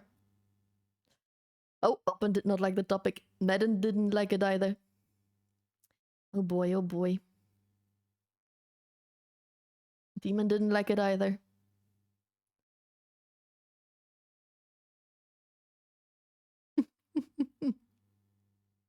Oh yeah, yeah. As I always have the urge to make fun of you when you mentioned your wife. So I decided to not do that and instead remember that I actually wanted to create the two of you in Tomodachi, and you were very excited about that. I actually would also make your wife as well. Can't say that the idea of my parents' kinks is PP enlarging. But hey, you still... The thing is, you have to think about your own kinks first, which could be PP enlarging. And then you have to think about where your kinks come from. So you have to think about trauma, which could be not PP enlarging. But then you have to think about the ones that are left, right? And then think, could my parents be into that? Or could that have another cause? So... And fun fact, majority of your kinks you don't even know because you probably didn't try them out. Most people have a bunch of kinks, but they just never know, and they live very vanilla because they never tried it out. So you have to be experimental first to then know your actual kinks. Which is why I said that majority of people out there are pretty kinky. Definitely more than half. They just don't know it yet. Do it, no balls. What's up, Fusion? What's up? You have horrible timing for joining the stream. We're talking about your parents' kinks. Yeah, your parents specifically. I don't have a lot of trauma though. Yeah, then you hopefully either don't have a lot of kinks or you probably have them from your parents. Rather not think about my parents' kinks. God damn you, Pam. Decided to take the test and you're saying parents is making me read partner as parents. Ugh. During the test. Ugh. I remember the last time I took the test. I think I still have that. When was the last time I took that test? I'm not gonna tell you my results. If you want to know my results, you have to dig through my Twitter. But I can check what was the last time I took the test. If I find the picture.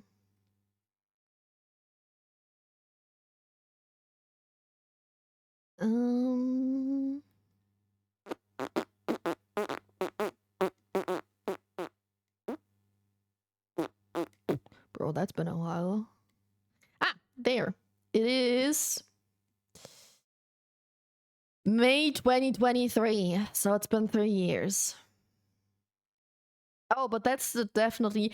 I remember that I took the test once, answering as truthfully as possible. And then I also took the test a second time where I decided to only answer extremes. So I had to choose if it's either a yes or a no, and no in-betweens. And from the results, I can tell that the test I took in 2023 is the one with the extremes, because I have 3 100%. And I know that that's definitely not the case. So I don't know where the other one is. I don't know if I accidentally deleted it. Or if I just can't find it. But yeah. I'm safe, lol, huh? Mine have none? I know I joined horribly. Mine have none? I don't believe that, but that's okay. I would love you. Doesn't help that you happened to say parents at the exact same time that I was reading partner. Yeah, okay, that's understandable. I actually have to dig through my Twitter now to know my own results. I don't know which one I posted anyway. Maybe I posted the extreme one because I remember that the Twitter post where I posted that was a joke post. Anyway, oh no, here it is. Huh.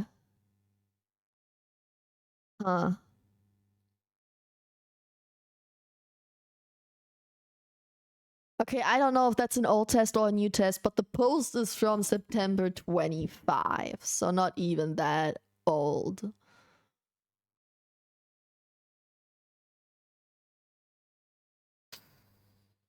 Oh well, oh well.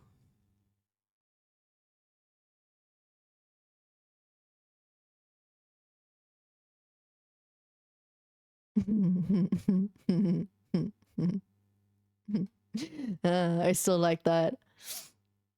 I still like that post I made. All right, I think we should continue watching the video, guys. It's been 2.5 hours and we didn't play the game. We didn't even finish a 20-minute video.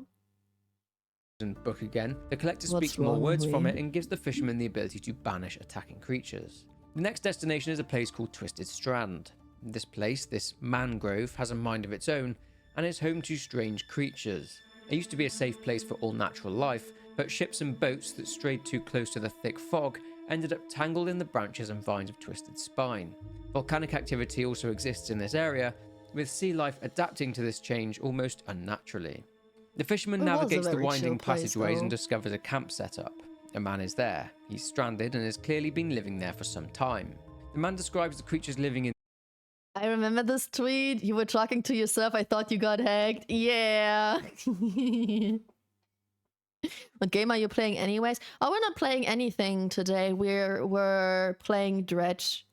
And I was planning to play Dredge, but before I wanted to watch an explanation video because we kind of finished the game. All we have left are some side quests that I wanted to do today, but they are not really an important thing. But I did want to catch up with the lore because I played the game pretty irregularly. So I didn't understand all of the lore, or at least not as in depth as I wanted to, which is why I wanted to watch a video with you guys. And then starting tomorrow, we will play a lot of Baldur's Gate. I'm planning to play Baldur's Gate as much as possible starting tomorrow with a friend of mine and actually try to finish the game together. Because I have the game. I have it almost since it came out, like a few months after it came out, I think. That's when I got it. And I never even finished Act 1.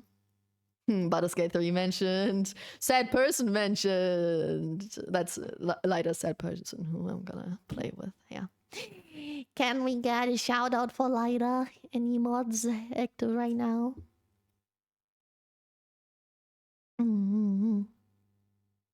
Makes sense, but better to go in blind in games. Makes it more fun. Oh yeah, I did go into the game blind. I watched, I played Dredge blind, and now that we're done with the game, I watch a explanation video afterwards.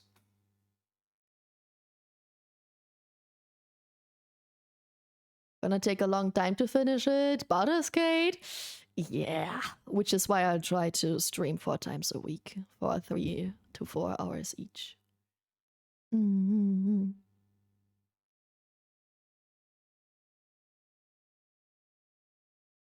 I remember the 4 hours I played Baldur's Gate 3, I failed every single skill check and didn't roll above a 10. Oof. That hurts. With every character? Because you can roll multiple times with your different characters in your team, right? Also, Lyra, I have a question now that you're here anyway. With multiplayer, right? Because I only played that game in single player. How do we control the players when we're in multiplayer? like you have a character, I have a character, but our team is usually I think 4 people. I remember that I was able to switch between all of them, but I don't know if it's still the same in multiplayer or if there's like one person hosting or something. 3 to 4 years each, man. That's what? 3 to 4 years? Yeah. Every stream is gonna take 3 to 4 years. Exactly. Yes, you failed with every team member. Oh, demon. I know you said you're unlucky with games, but damn. Damn, brother.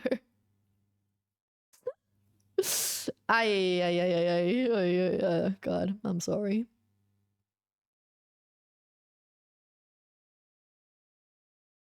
Can't you link and unlink the characters? I don't know. It's been too long. You each recruit 1 companion, or you take 2 of them? Nah, 1 each would be good, I think. Otherwise, it's too much. I don't want to do all of them. Or you take 2 of them, or Lida takes 2 of them. No, I wanted it to be a 50-50. It's a collab after all. You have your OC and a companion, I have OC and companion. It's 50-50. That sounds good to me. Luck is awful in video games. It sucks, I hate it. I know. But I didn't know it's that bad, brother. But I mean, at least your luck IRL isn't as bad, right? I always try to keep the mindset, if I am very unlucky with one thing or in one certain day, I try to tell myself it's because I save up my luck for something else that's important and coming up, right? So you're unlucky in games, at least you're lucky IRL. If you have 3 unlucky days in a row, then it's because you have a bigger event coming up the next week and that event is gonna go great or something, right? It's like collecting good and bad karma, so you come out neutral or something like that. I always try to tell myself that to stay positive. And player characters do not have their original controller. MC gains control and functions as NPC.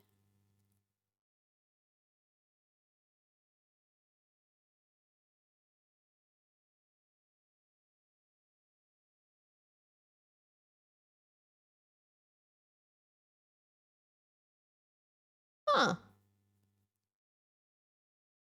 And there was a month where a particular mount had a 50% drop chance 2 months in. Wow, I tried to get it every single week since the boss can only be killed once a week and didn't get it. Only person in the entire guild who doesn't have that mount. It wasn't meant to be, madam. You were meant to be different. Special. Mm-hmm. I believe that, but I've only been lucky all my life, and at 5 I found $100 on the road.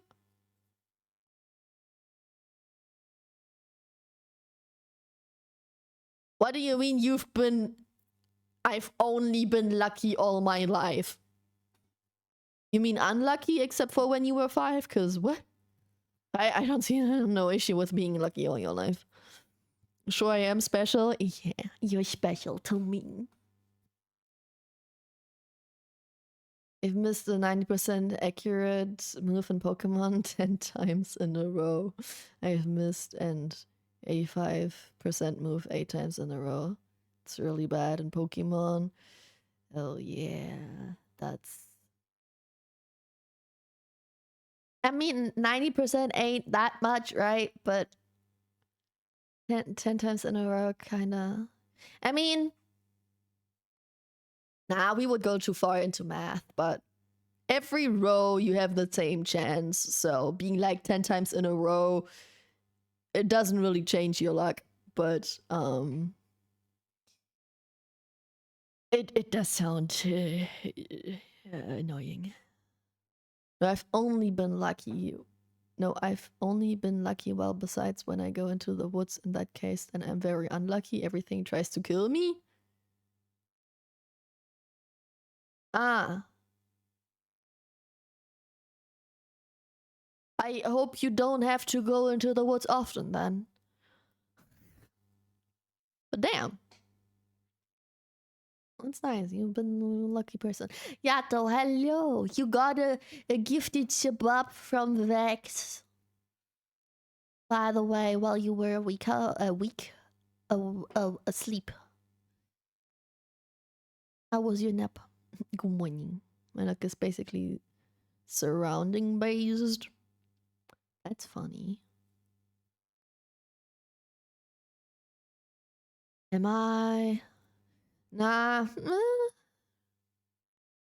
I would consider myself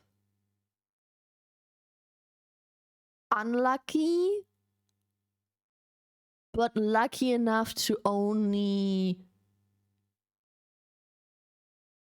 edge on catastrophe, right? So, like, I have a bunch of health issues, but they are not so bad that they are limiting me in one way, right? Like, I need glasses, I have pretty bad eyes, but I can still wear contact lenses, I still can wear glasses. It's not like I am I am not blind, right? I only need glasses. Or I hear lower tones worse on my right ear for some reason, but it's not so bad that I need a hearing aid.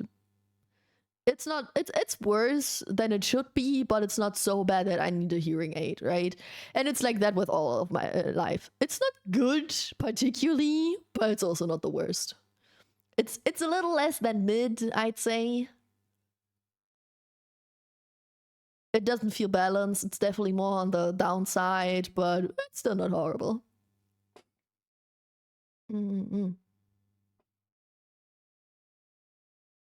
So, need some luck. Demon missed 90% accurate moves 10 times in a row.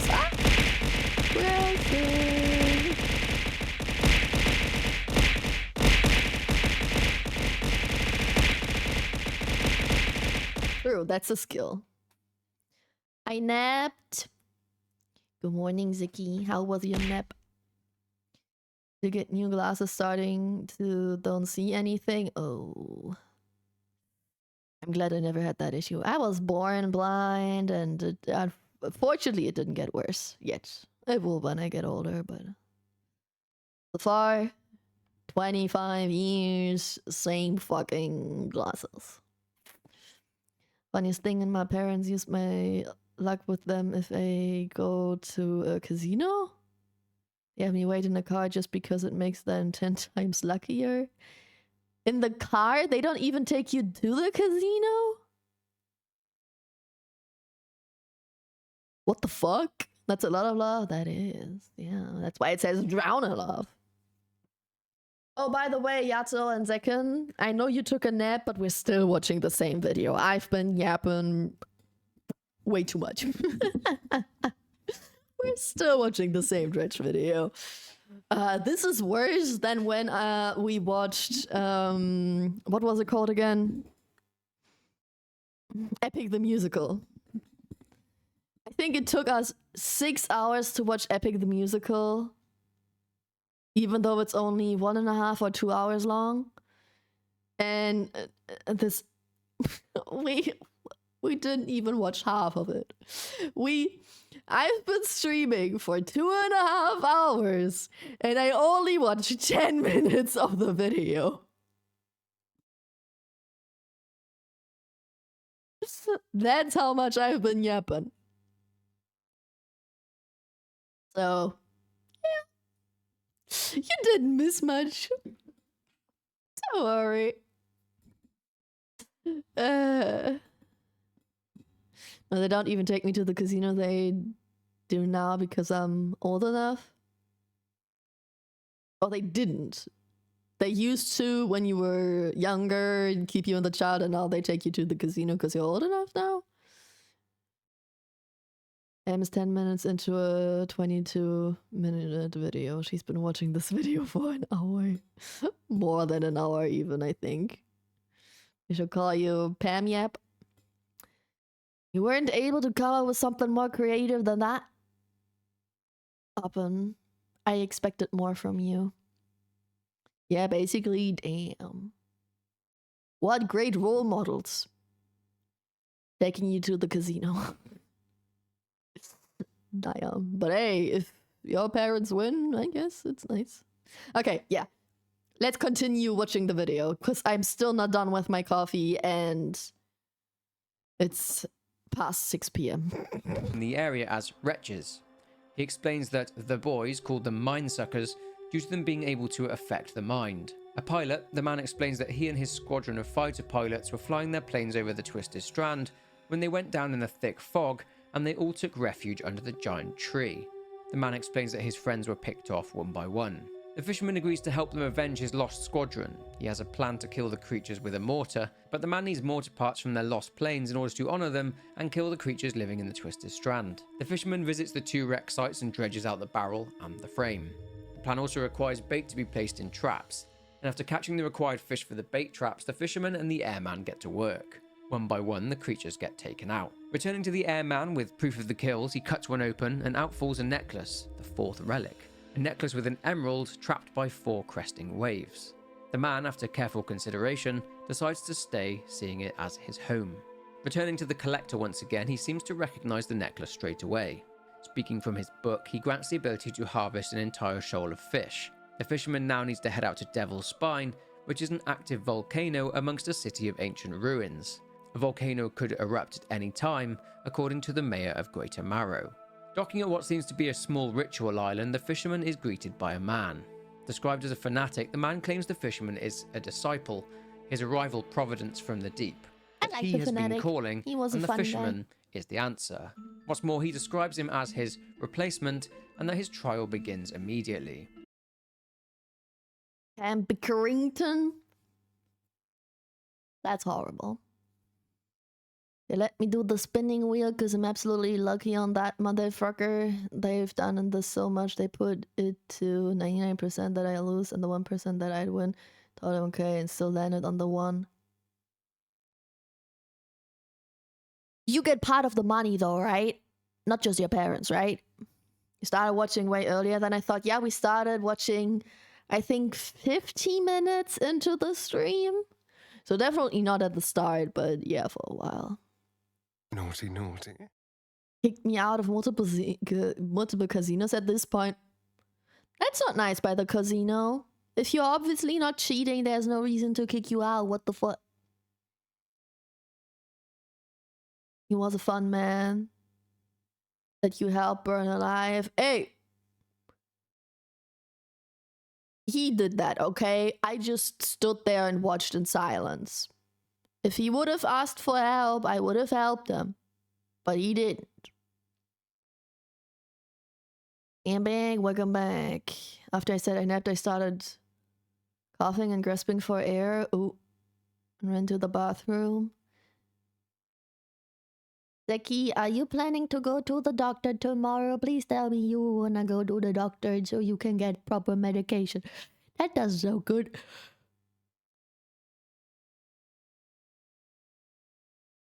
They told me I was too lucky, so I have to split it 50-50. Huh? The casino? Or your parents? Yes? Okay, good. Good, Zeki. Very responsible. Very good. As a side note, back in Ingfell, a local described the man named Magran, the man who went mad after finding a scroll. Well, Magran disappeared from Ingfell, and the theory is that this fanatic is Magran.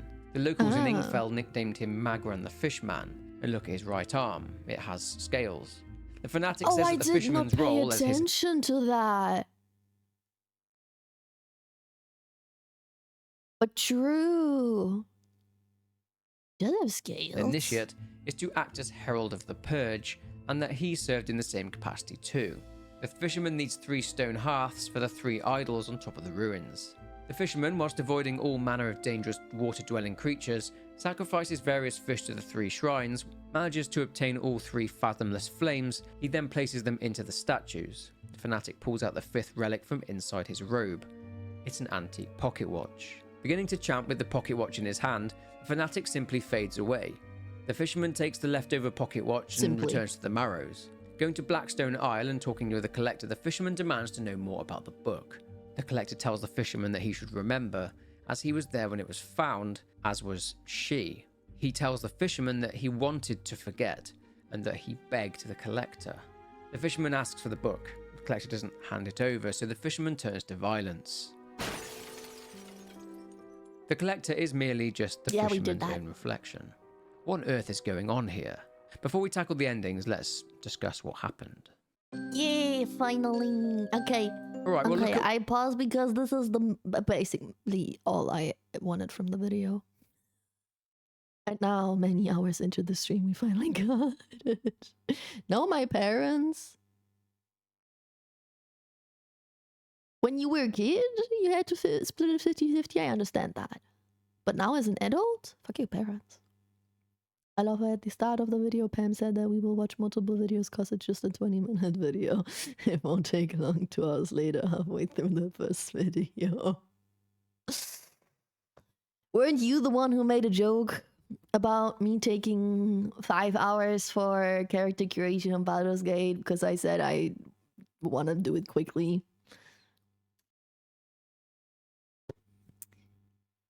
Yeah. It's just how I am. What happened in the lead up to the start of the game? The fisherman we control throughout the game is a former resident of Greater Marrow. He is the former fisherman that the town mayor was referring to as being lazy and unremarkable. It's very clear that the only person who remembered and recognized the fisherman was the old lighthouse keeper. As well as conversations giving us some backstory, we can also glean some understanding of the backstory through the various message bottles floating in the water. It turns out that in 1926, the fisherman was courting a woman named Julie, buying her a necklace engraved with her initial, J. Eventually, in March 1927, the fisherman would propose to Julie at the Stellar Basin, and the pair would later get married in August of that same year. On their honeymoon, they were sailing around the inlets at the back of Greater Marrow. The previous day, the fisherman had carried out a renaming ceremony for his boat, renaming it from Ocean's Riches to Julie after his wife. He carried out a ceremony super cautious that he'd done it right, because he didn't want ill fortune to follow his boat. He threw out everything relating to the ocean's riches, a practice which is crucial in this process. But Julie messed up. She had kept a keyring with the boat's old name on it. Very bad luck. And lo and behold, the following day they had a slight accident after hitting a rock, and some items fell over. Messed up. She had kept a keyring with the boat's old name on it. Very bad luck. And lo and behold, the following day they had a slight accident after hitting a rock, and some items fell overboard. Of course, the fisherman was paranoid about whether or not he performed the renaming ceremony properly. One of these items was likely the oaken music box, which was later recovered from a shipwreck and bought by a Michael Schult, whose ship got wrecked at Gale Cliffs. Around 3 weeks later, since the accident, he refused to take Julie aboard with him when he was working. He puts it down to not wanting her to be bored, but really it was likely down to his superstition around the renaming ceremony. Julie notes that the fisherman had some salvaging equipment installed onto the boat. She was desperate to have a go and try and find some treasure. 5 days later, Julie writes about being afflicted with some sort of strange chill, which has clouded her brain. Accompanying her husband on the boat whilst salvaging, after pulling up loads of junk, they eventually came upon a large wooden casket. Upon opening the casket, crimson cloth spilled out onto the deck of the boat. The fisherman then looked at his wife, and she writes that in his eyes, she saw the void. At this point, Julie had died. Due to what they'd found, they'd unleashed something from the depths. In crimson. The death is so sudden. Can I spell hello? Dredge lore? Yeah, watching Dredge lore and yapping way too much. Yeah, the Indian casinos honestly literally pulled me out of their base themselves because of security couldn't do nothing because I've done nothing, and the people that I was gambling with accused me of cheating. Bruh. I mean, don't do gambling, kids, even if you're a lucky person. But, damn. All messed up. I mean, okay, if you get the money from other people and they accuse you of cheating, I get that that's a reason to kick you out. But besides that, like gambling machines. Who are you taking money from? The casino? Okay. Don't see a problem with that. And done with the test. Oh, what did you get, madam? Wanna post it in the Discord? Cloth spilled out onto the deck of the boat. The fisherman then looked at his wife, and she writes that in his eyes, she saw the void. At this point, Julie had died. Due to what they'd found, they'd unleashed something from the depths. So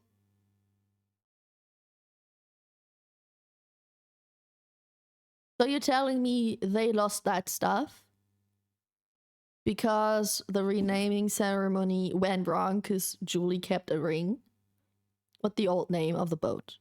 And when they got their stuff back, their stuff was haunted in some way. So they unleashed something. And the thingy they unleashed killed Julie?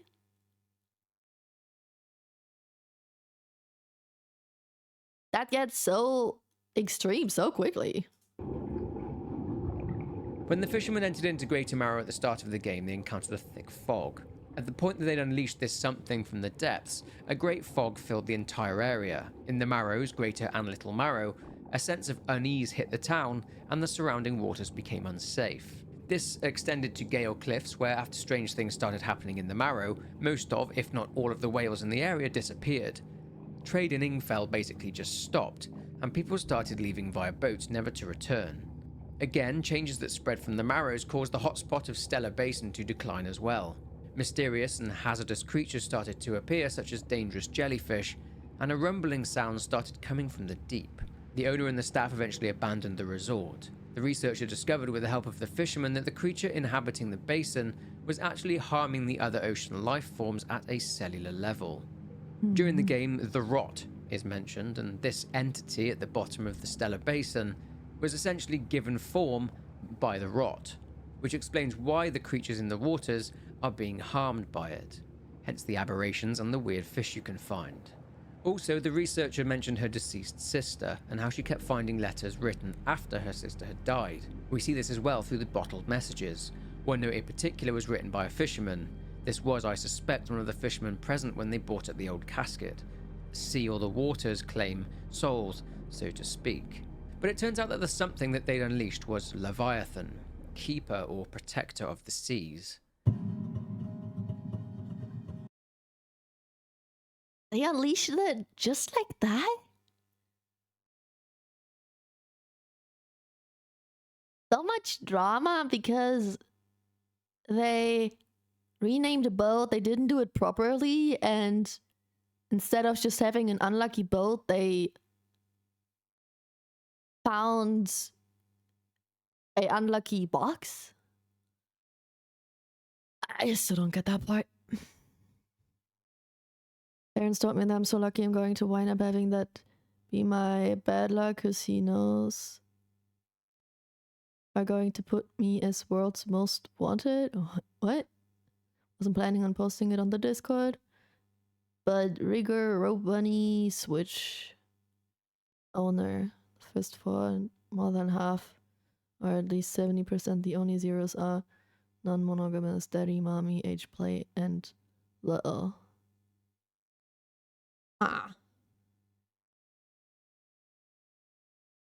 Rigger, Rope Bunny, Switch.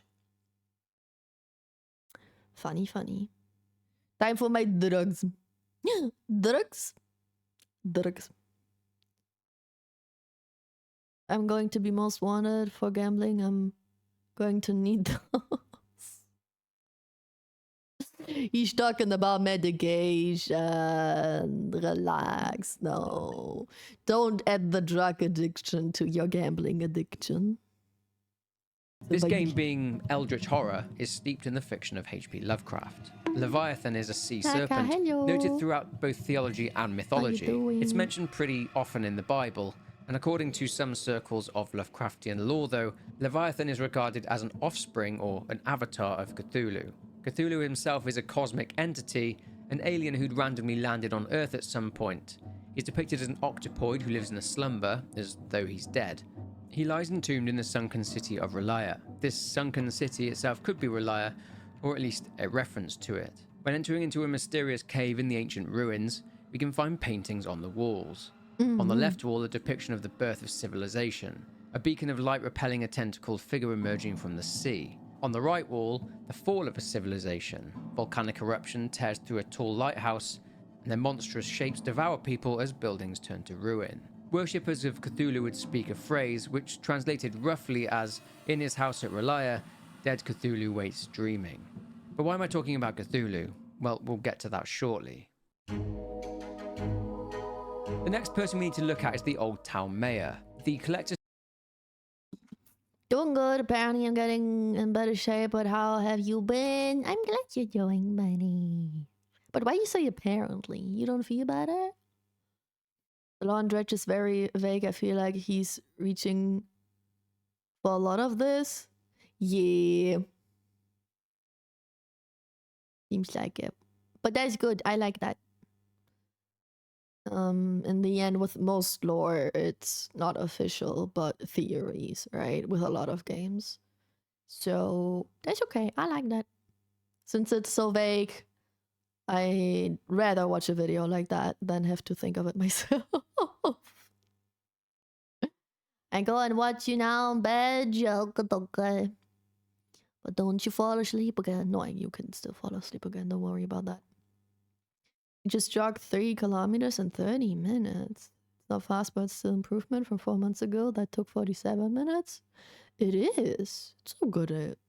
I think it's good. I'm not good at cardio. I'm not good at jogging. Like, one of the sports I hate the most is probably just running. So I think that's good. Yo, Pam, need some money, just need a lottery ticket. Oh no. Oh no. Look what your parents did to you. When did it start, by the way? Do you know that? At what age that started? stated at one point that the mayor went with the fishermen on trips, but was apparently more of a hindrance than anything else. Well, the old mayor was present on the boat when they had recovered the casket from the depths. Not only that, we also meet him at one point. After a chat with the old mayor, we see that although he seems to have almost lost his mind, he still remembers the fishermen. Through conversation, we gather that after they'd salvaged the casket, the thing that they'd brought up from the depths, cloaked in fog, came up through the boat. That it spoke and told them it wanted their breath as they wouldn't be needing it anymore. Everyone then got thrown overboard. Eventually, the crew all got washed up and the fisherman was still clutching the Crimson Book. Crimson, as it was covered in the fisherman's wife's blood. The crew, along with the old mayor, urged and pleaded with the fisherman to throw the book back into the sea, but he stubbornly refused. Oh, the wife died.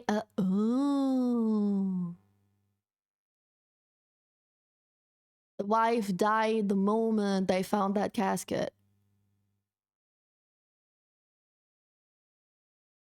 When they all got thrown from the ship.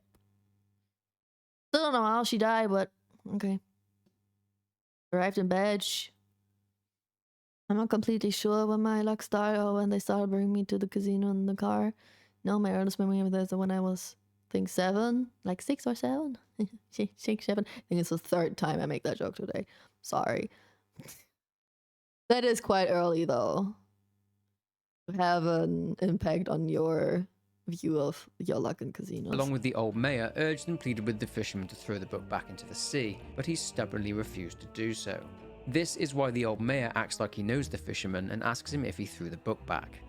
Now, onto why the fisherman remembered absolutely none of this.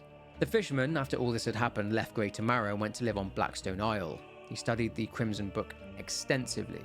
When he got corrupted by the Crimson Book, through obsessively studying it, this caused a split in his personality.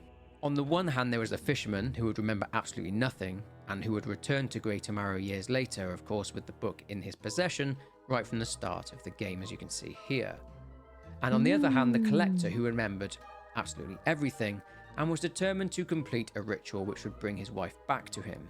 The collector was essentially dormant, up until the point that the fisherman would see him looking through the window of his boat. It was essentially just a reflection of himself. But the man's wife being resurrected isn't the only thing that would happen upon such a ritual taking place. let's discuss the endings. I still gotta go back to the casket thing, because that seems too random to me. Look in the casino, it's just around it. I don't even have to step in it. Still, in the end, it still teaches you the same thing, right? So I guess we should start with and look at the bad ending first. In the bad ending, the fisherman goes to the collector and gives him the 5th relic. They then go out on the boat and perform the ritual. The fisherman's wife has been resurrected, I'm but glad we at found what both cost? endings. Remember we discussed Cthulhu? Well, Cthulhu as a result of the ritual has awoken from his slumber and essentially destroys the entire world. In the good ending, however, the fisherman meets with the old mayor on his island. There we are. We don't know if it's the entire world, right? And then speaks with the lighthouse keeper who herself witnessed everything happen on that fateful night in 1927. The fisherman is convinced that he just needs to throw the book back and move on, to be done with it. So he sails out to where the incident first happened and threw the book into the water. The Leviathan, who has been following the fisherman around the entire time, will devour the fisherman, his boat, the book, and therefore he is killed, but is reunited with his wife, the fog is lifted, and the world is effectively saved. Finally, this ending makes it clear that Leviathan was possibly attempting to prevent a disaster and was trying to protect the seas and prevent the awakening of Cthulhu. This is also seen through the Leviathan's attempt to stop the fisherman from sailing away and out of the area, as well as the fact that Leviathan seems to be following the fisherman. This is also backed up by a side quest where a small boat belonging Is that the big thing I was supposed to see at night, but I never did? Guess that the Leviathan just knew that I'm not gonna revive my wife, and I go to throw the book away first. Going to head to bed soon, since I've been awake since 4 a.m. Couldn't go back to sleep because of that damn gate on the driveway, so I'm really tired. I have to get up at 4 a.m. again tomorrow, so bye-bye. We'll see it if I move too far out of the map. That one I knew, but I never saw it. Or I saw it and I just never noticed, but I think I would have noticed. to a courier is anchored in the shallows due to being pursued by the Leviathan. This is due to the courier being tasked with delivering an oozing package to the dock worker in Little Marrow, who, when visiting him later on, had gone mad and had turned into some kind of zombie-like state. I guess Oh, we never checked in on him again. the Leviathan was trying to prevent things from spreading. But that's it for this video. If you did enjoy this one, then please leave a like and comment your thoughts down below. Being a Lovecraftian and Eldritch style horror, No, actually, it makes sense. Makes sense. Everything but the casket stuff makes sense. because he didn't want ill fortune to follow his boat, he threw out everything relating to the ocean's riches, a practice which is crucial. That in far this I still process. understand. But Julie messed up. She had kept a keyring with the boat's old name on it. Very bad luck. For whatever And lo and behold, reason. the following day they had a slight accident after hitting a rock and some items fell overboard. Of course, the fisherman was paranoid about whether or not he performed the renaming ceremony properly. One of these items was likely the oaken music box, which was later recovered from a shipwreck and bought by a Michael Schult, whose ship got wrecked at Gale Cliffs. Around 3 weeks later, since the accident, he refused to take Julie aboard with him when he was working. He puts it down to not wanting her to be bored, but really it was likely down to his superstition around the renaming ceremony. Julie notes that the fisherman had some salvaging equipment installed onto the boat. She was desperate to have a go and try and find some treasure. 5 days later, Julie writes about being afflicted. Oh, She was desperate.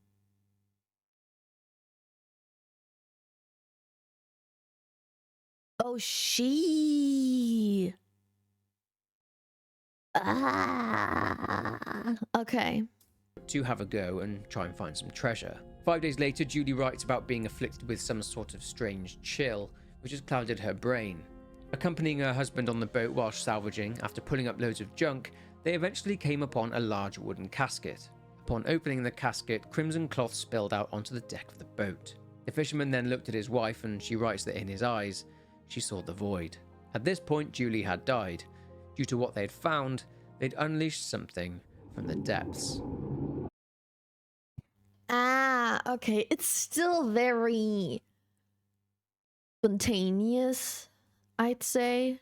Why does it say ad break adds in 1.5 minutes? But I didn't see an ad break message in chat.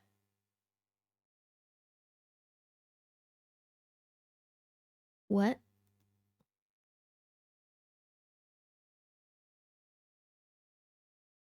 Oh, that's weird.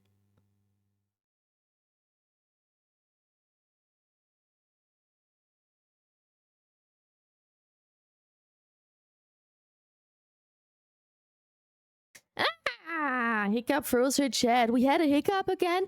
Did it? Oh, does it do this around this time again? Bro, I guess it reset its time. Yeah, my chat is broken for me. Very vague death, brain error, she doesn't know, hiccup froze her chat. Those are the messages I can see in my stream manager at least, but not in OBS. And also not on... Oh, well. Fuck me. Fuck me. Okay, let's go over here then, because we're done with the video. Shout out to Gaming Harry for the explanation video. Connecting to chat, okay. Cool, we're reconnecting, that's nice, that's good. Yippee, Ed should be over, okay. That's nice, that's good. Can we get a test? Yeah, that doesn't work, okay.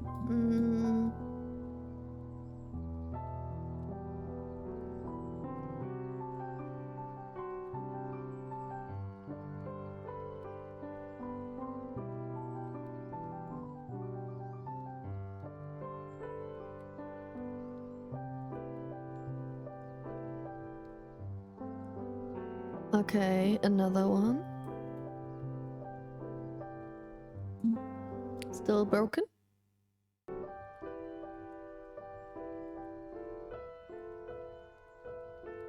Why still broken?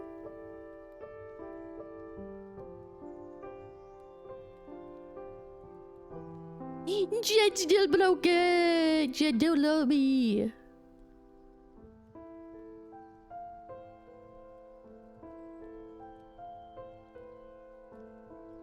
Alright.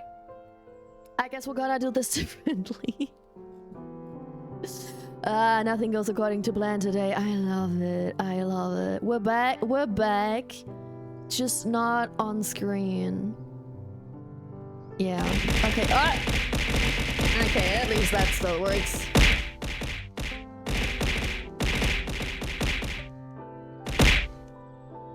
Let me quickly write down my to-do, or a to-do to reset the router.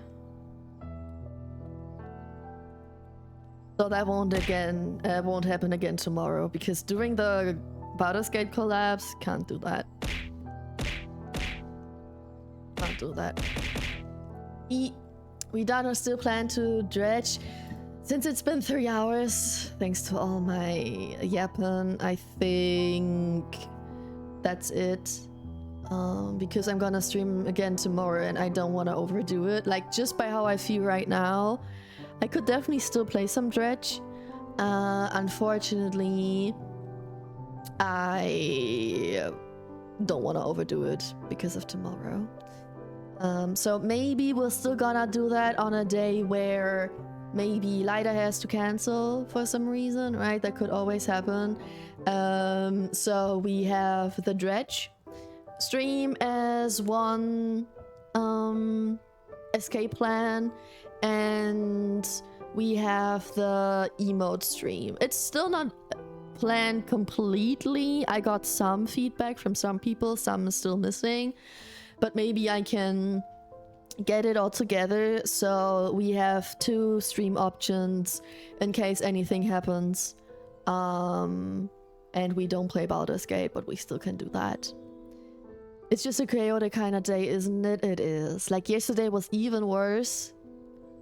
Today feels like the aftermath, but yeah, it's a little... But I expected as much, because I didn't have a plan. We didn't have, like, a real goal. We were like, yeah, we're just chilling, watching a video, maybe playing Dredge, like whatever. So it's okay. It's all right. Yeah. He's good. Okay. Rest of the year's Baldur's Gate ahead. Tomorrow we bowed at the gate. Tomorrow we bowed at the gate. I still have to ask my partner, first of all, to reset the router. And then if he still has the game on his PC, because then I don't have to download it and that will be way quicker. To properly prepare. Oh, Vexen.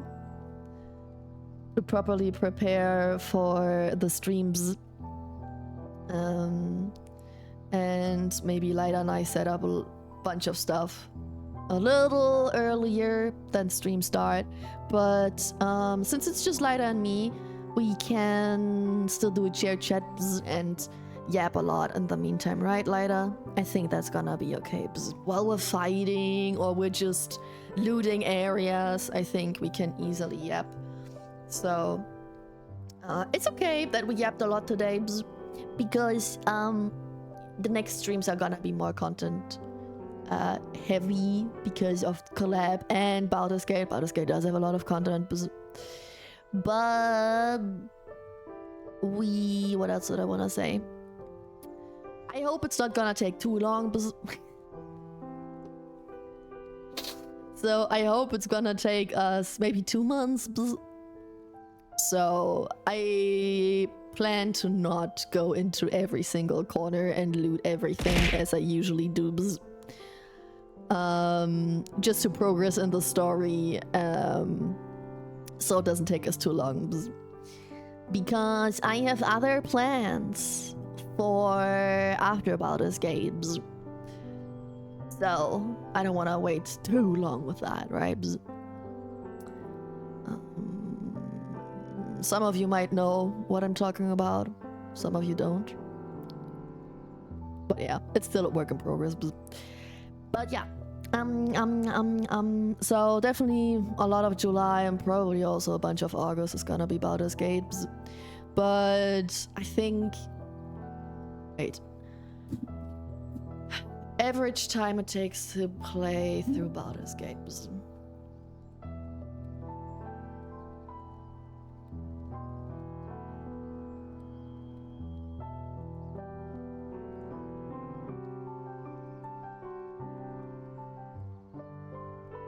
Then a playthrough of Baldur's Gate 3 takes an average of 75 to 100 hours.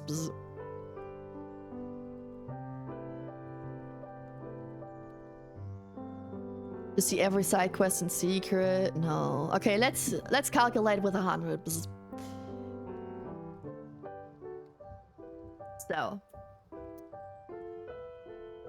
100 divided by 4 is 25 streams. Divided by another 4, because we do 4 streams a week, is 6 weeks. Yeah. Okay. 6 weeks. Up to 2 months because of some streams that are probably not gonna happen, so it's gonna be 3 to 4 streams a week. 2 months is a good goal for finishing the games. So from tomorrow on, we will stream and play as much Baldur's Gate as possible for the next 2 months. And then we have another project for afterwards. And maybe some Fields of Mystery in between, some emotes in between. If we get a hang of it. Maybe I feel like streaming even more often. To get some other streams in between. Maybe once I get a rhythm again. When my body doesn't hate me as much anymore. Think this time is over? Nope. We still have 1 more minute. Basically Summer of Baldur's Gate for real. I hope I won't die with Baldur's Gate and it being so hard. Bruh, I'm gonna sweat my balls off, I swear to God. But yeah, whatever. Time to suffer. I suffer for the Baldur's and the Gate. Don't forget to get the Baldur's Gate Twitch extension. Oh? What does it do? Wait, let me look it up. Baldur's Gate Twitch extensions. Alright, I'm gonna check that out right after the stream. Don't even have to walk in, I can just be in the car. Let's go. Yeah. Alright, that's the plan. Oh, Chen's back! Wait, yo, Babs! Let's go. That took some time.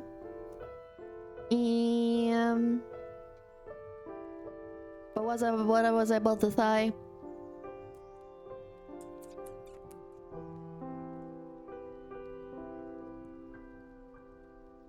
Oh, this time is over now.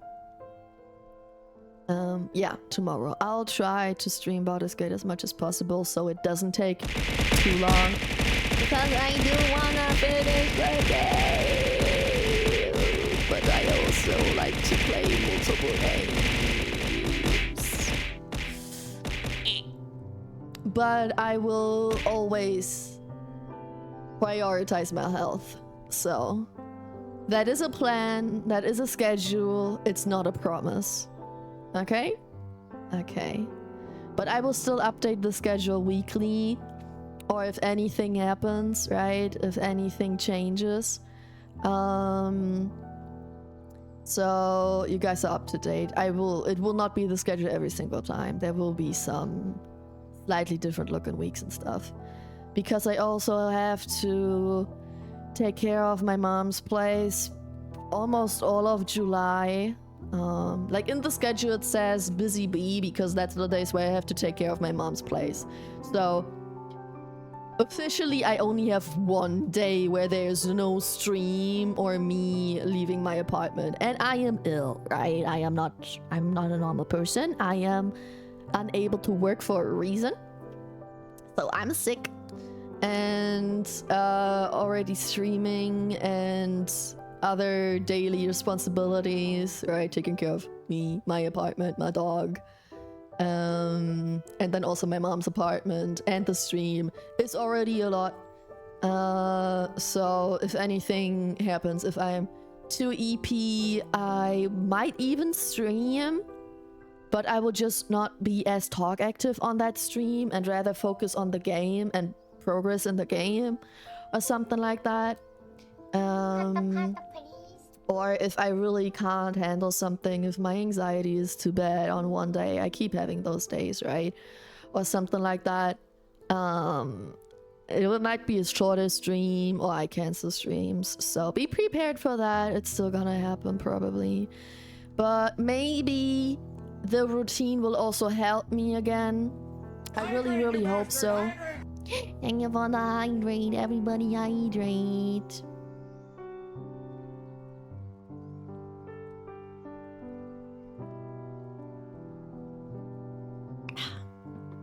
But yeah, what was I saying? Yeah, I hope that the schedule and the routine maybe even helps me, because I plan to go to my mom's place around the time where I stream, right? So I know that in the evening I got something to do. So in the morning is when I'm gonna do household. Lunchtime is where I can chill, and then in the evening I have to do what's most like work, and then I can do I can chill again when it's like dinner time and before bedtime. But I do also have a bunch of appointments in August, so things will definitely switch a little bit, but that's the rough schedule. I can definitely promise you that it's usually the same time. If not the same day, then it's the same time. And if I can't make it on one day, I wanna try to at least make it on another day, so we still get at least 3 Baldur's Gate 3 streams a week. Ha, 3 Baldur's Gate 3. Or even up to 4. Preferably 4, but minimum 3. would be my personal goal. Lesbian spaghetti. I like your name. What you mean, hey? Elbow up you too, yeah.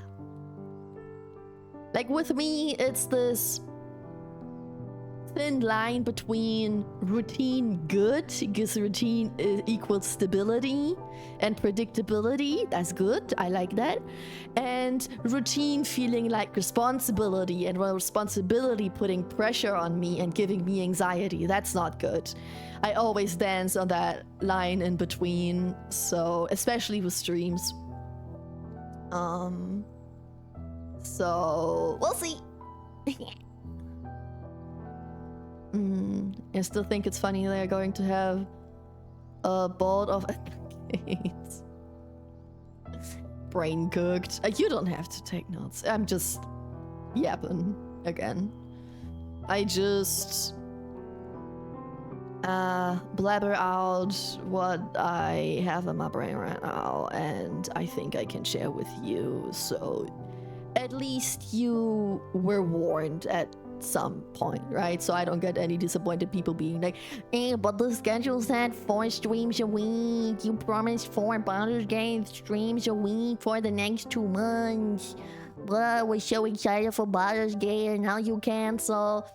Because there are other IRL things that have priority, like my health or my appointments, right? I play Baldur's Gate with my KODM, very funsies, accidentally ran around naked once. Do you get reactions from NPCs when you do that?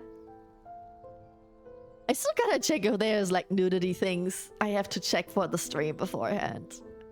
But I bet there is. I know there's a nudity thing, if I remember correctly. I don't know about the sexy smexy scenes though. Yeah, there are nickety things. Okay. Then we have to check that one out tomorrow. Everybody, please remind me when I'm about to stream Baldur's Gate tomorrow that I have to check that off. There's schmeck scenes. Yeah, I know, but I don't know how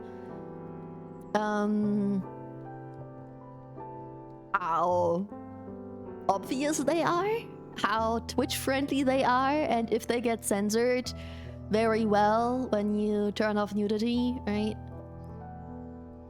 Extremely graphic? We can't have fun here. Don't remind Pam, got it. Yeah, if you want my channel banned, let's do that. It depends with who. Okay, you know what? I'll just make sure that I don't romance any character. I think that shouldn't be too hard. Okay, let's make the plan. My character is super boring and an asshole, so that no companion will want to romance me, so I don't have to worry about sex scenes. If you want to see romance and sex scenes, go watch Lida's POV, because Lida's also gonna stream, right?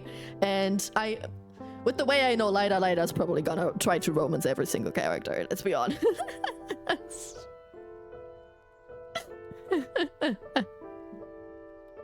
Shadowheart is best. Oh yeah, I love her.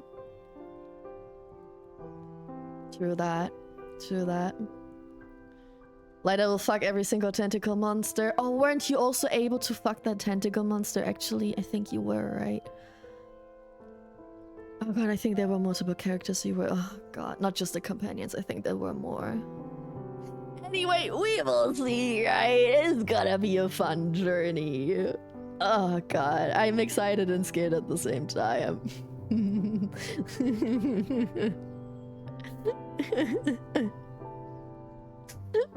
Yeah, Lida will keep the Shreks for you all.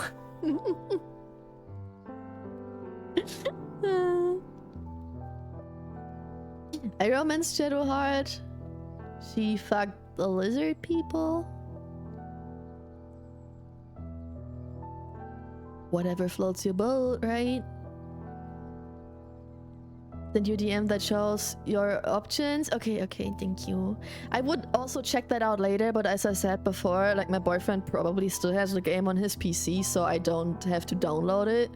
So I gotta wait until he's back home and then see if he has a game or if I have to download it. Otherwise, I'm just gonna pull it from his PC over to mine. And then I can check out the settings and the mods. Otherwise, I still got some time tomorrow. I still have to go grocery shopping tomorrow, so I don't have all day, but it will be enough time. We can do that. I was a lizard. You're the lizard. What do you guys think will I be? What species do you think I wanna choose, chat? No, we're gonna do that. No, we're gonna do that guessing game tomorrow. Tomorrow, when we have the options, right? You can tell me what you would want me to choose, what you think I will choose, and then I tell you what I actually chose. I already know the species. I don't know the rest. Like, about what I want to choose. I know which species I want to be. I don't know about the other stuff. I'm just gonna go with the flow spontaneously. I think I want to be a character with melee attacks rather than spells, because the spells confuse me a little too much, if I'm gonna be honest. But I'll see tomorrow. Maybe there are some experienced people in chat and light as well who can guide me through it. So, reminder, backseating is allowed. Gnome, cause you're short? I'm not short. I know I give gremlin energy, but I'm not. I'm just bratty.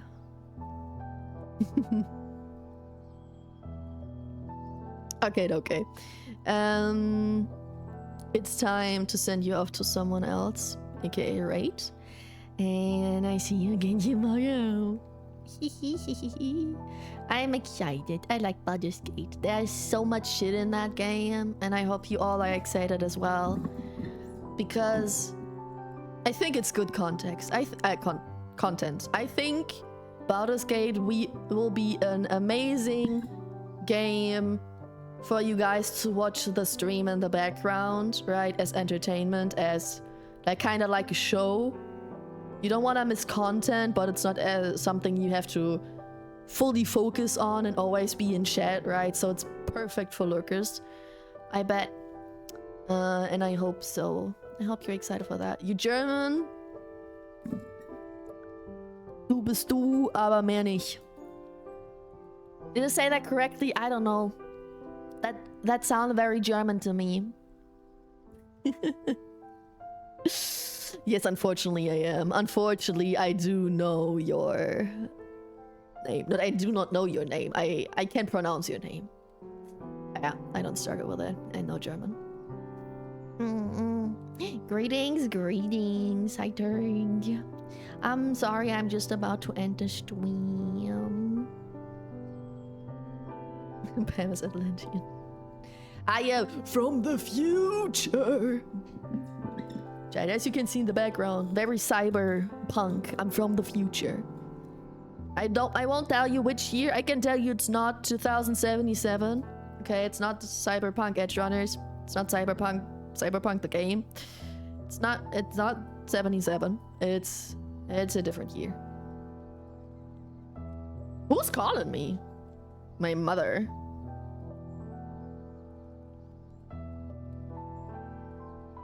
Why is my mother calling me right now?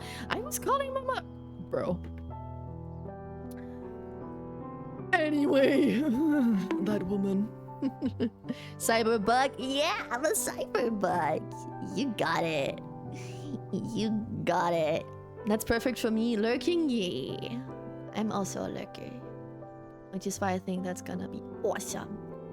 A long row, a marathon almost of the same game, which is not something I do. I usually go like this game, then that game, and I never finish a game. So, I'm excited. Very excited.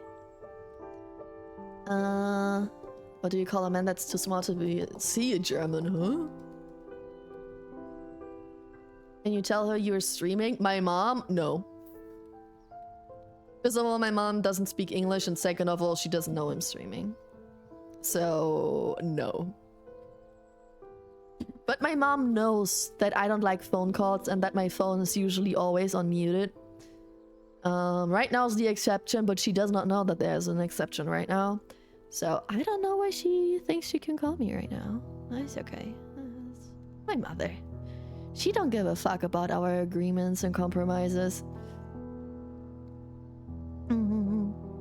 Try to change this, but I don't get it. Huh? Your name? You try to change your name? That's fine for me. I'm gonna but stay hydrated. I'm gonna go now as well. You stay hydrated, everyone. Let me find someone to raid. I'm yapping too much. For some reason, today I'm really in yapping mood. I'm sorry.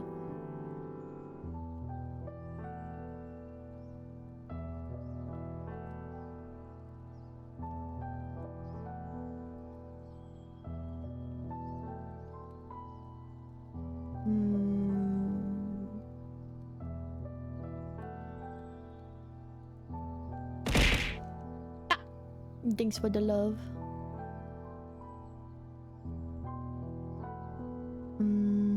Everybody's just chatting. I don't know what they all are doing.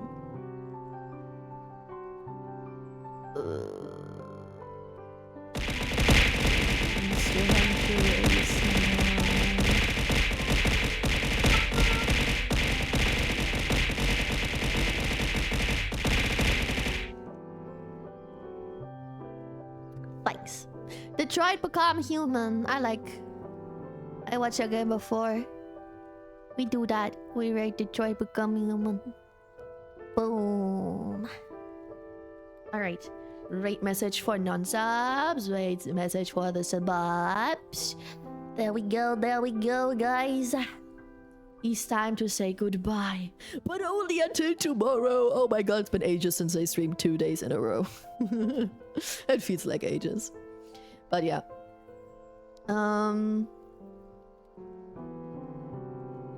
Oh, a germ. Too small to see. I see what you mean. Thank you for stream. Was fun hanging out. Yeah, it was fun yapping with you. I'm sorry I didn't play Dredge, but we can still do that at a later time, right? Like, the game doesn't run away. And I finally understood the lore. At least that. And we did lots of yapping. It was fun. I think it was fun. It was chill. It was hanging out. Was a little silly, but just silly Sunday. Nothing wrong with that. Okay. See you tomorrow, hopefully. Take care. Thanks for being here today. And have fun with Mari.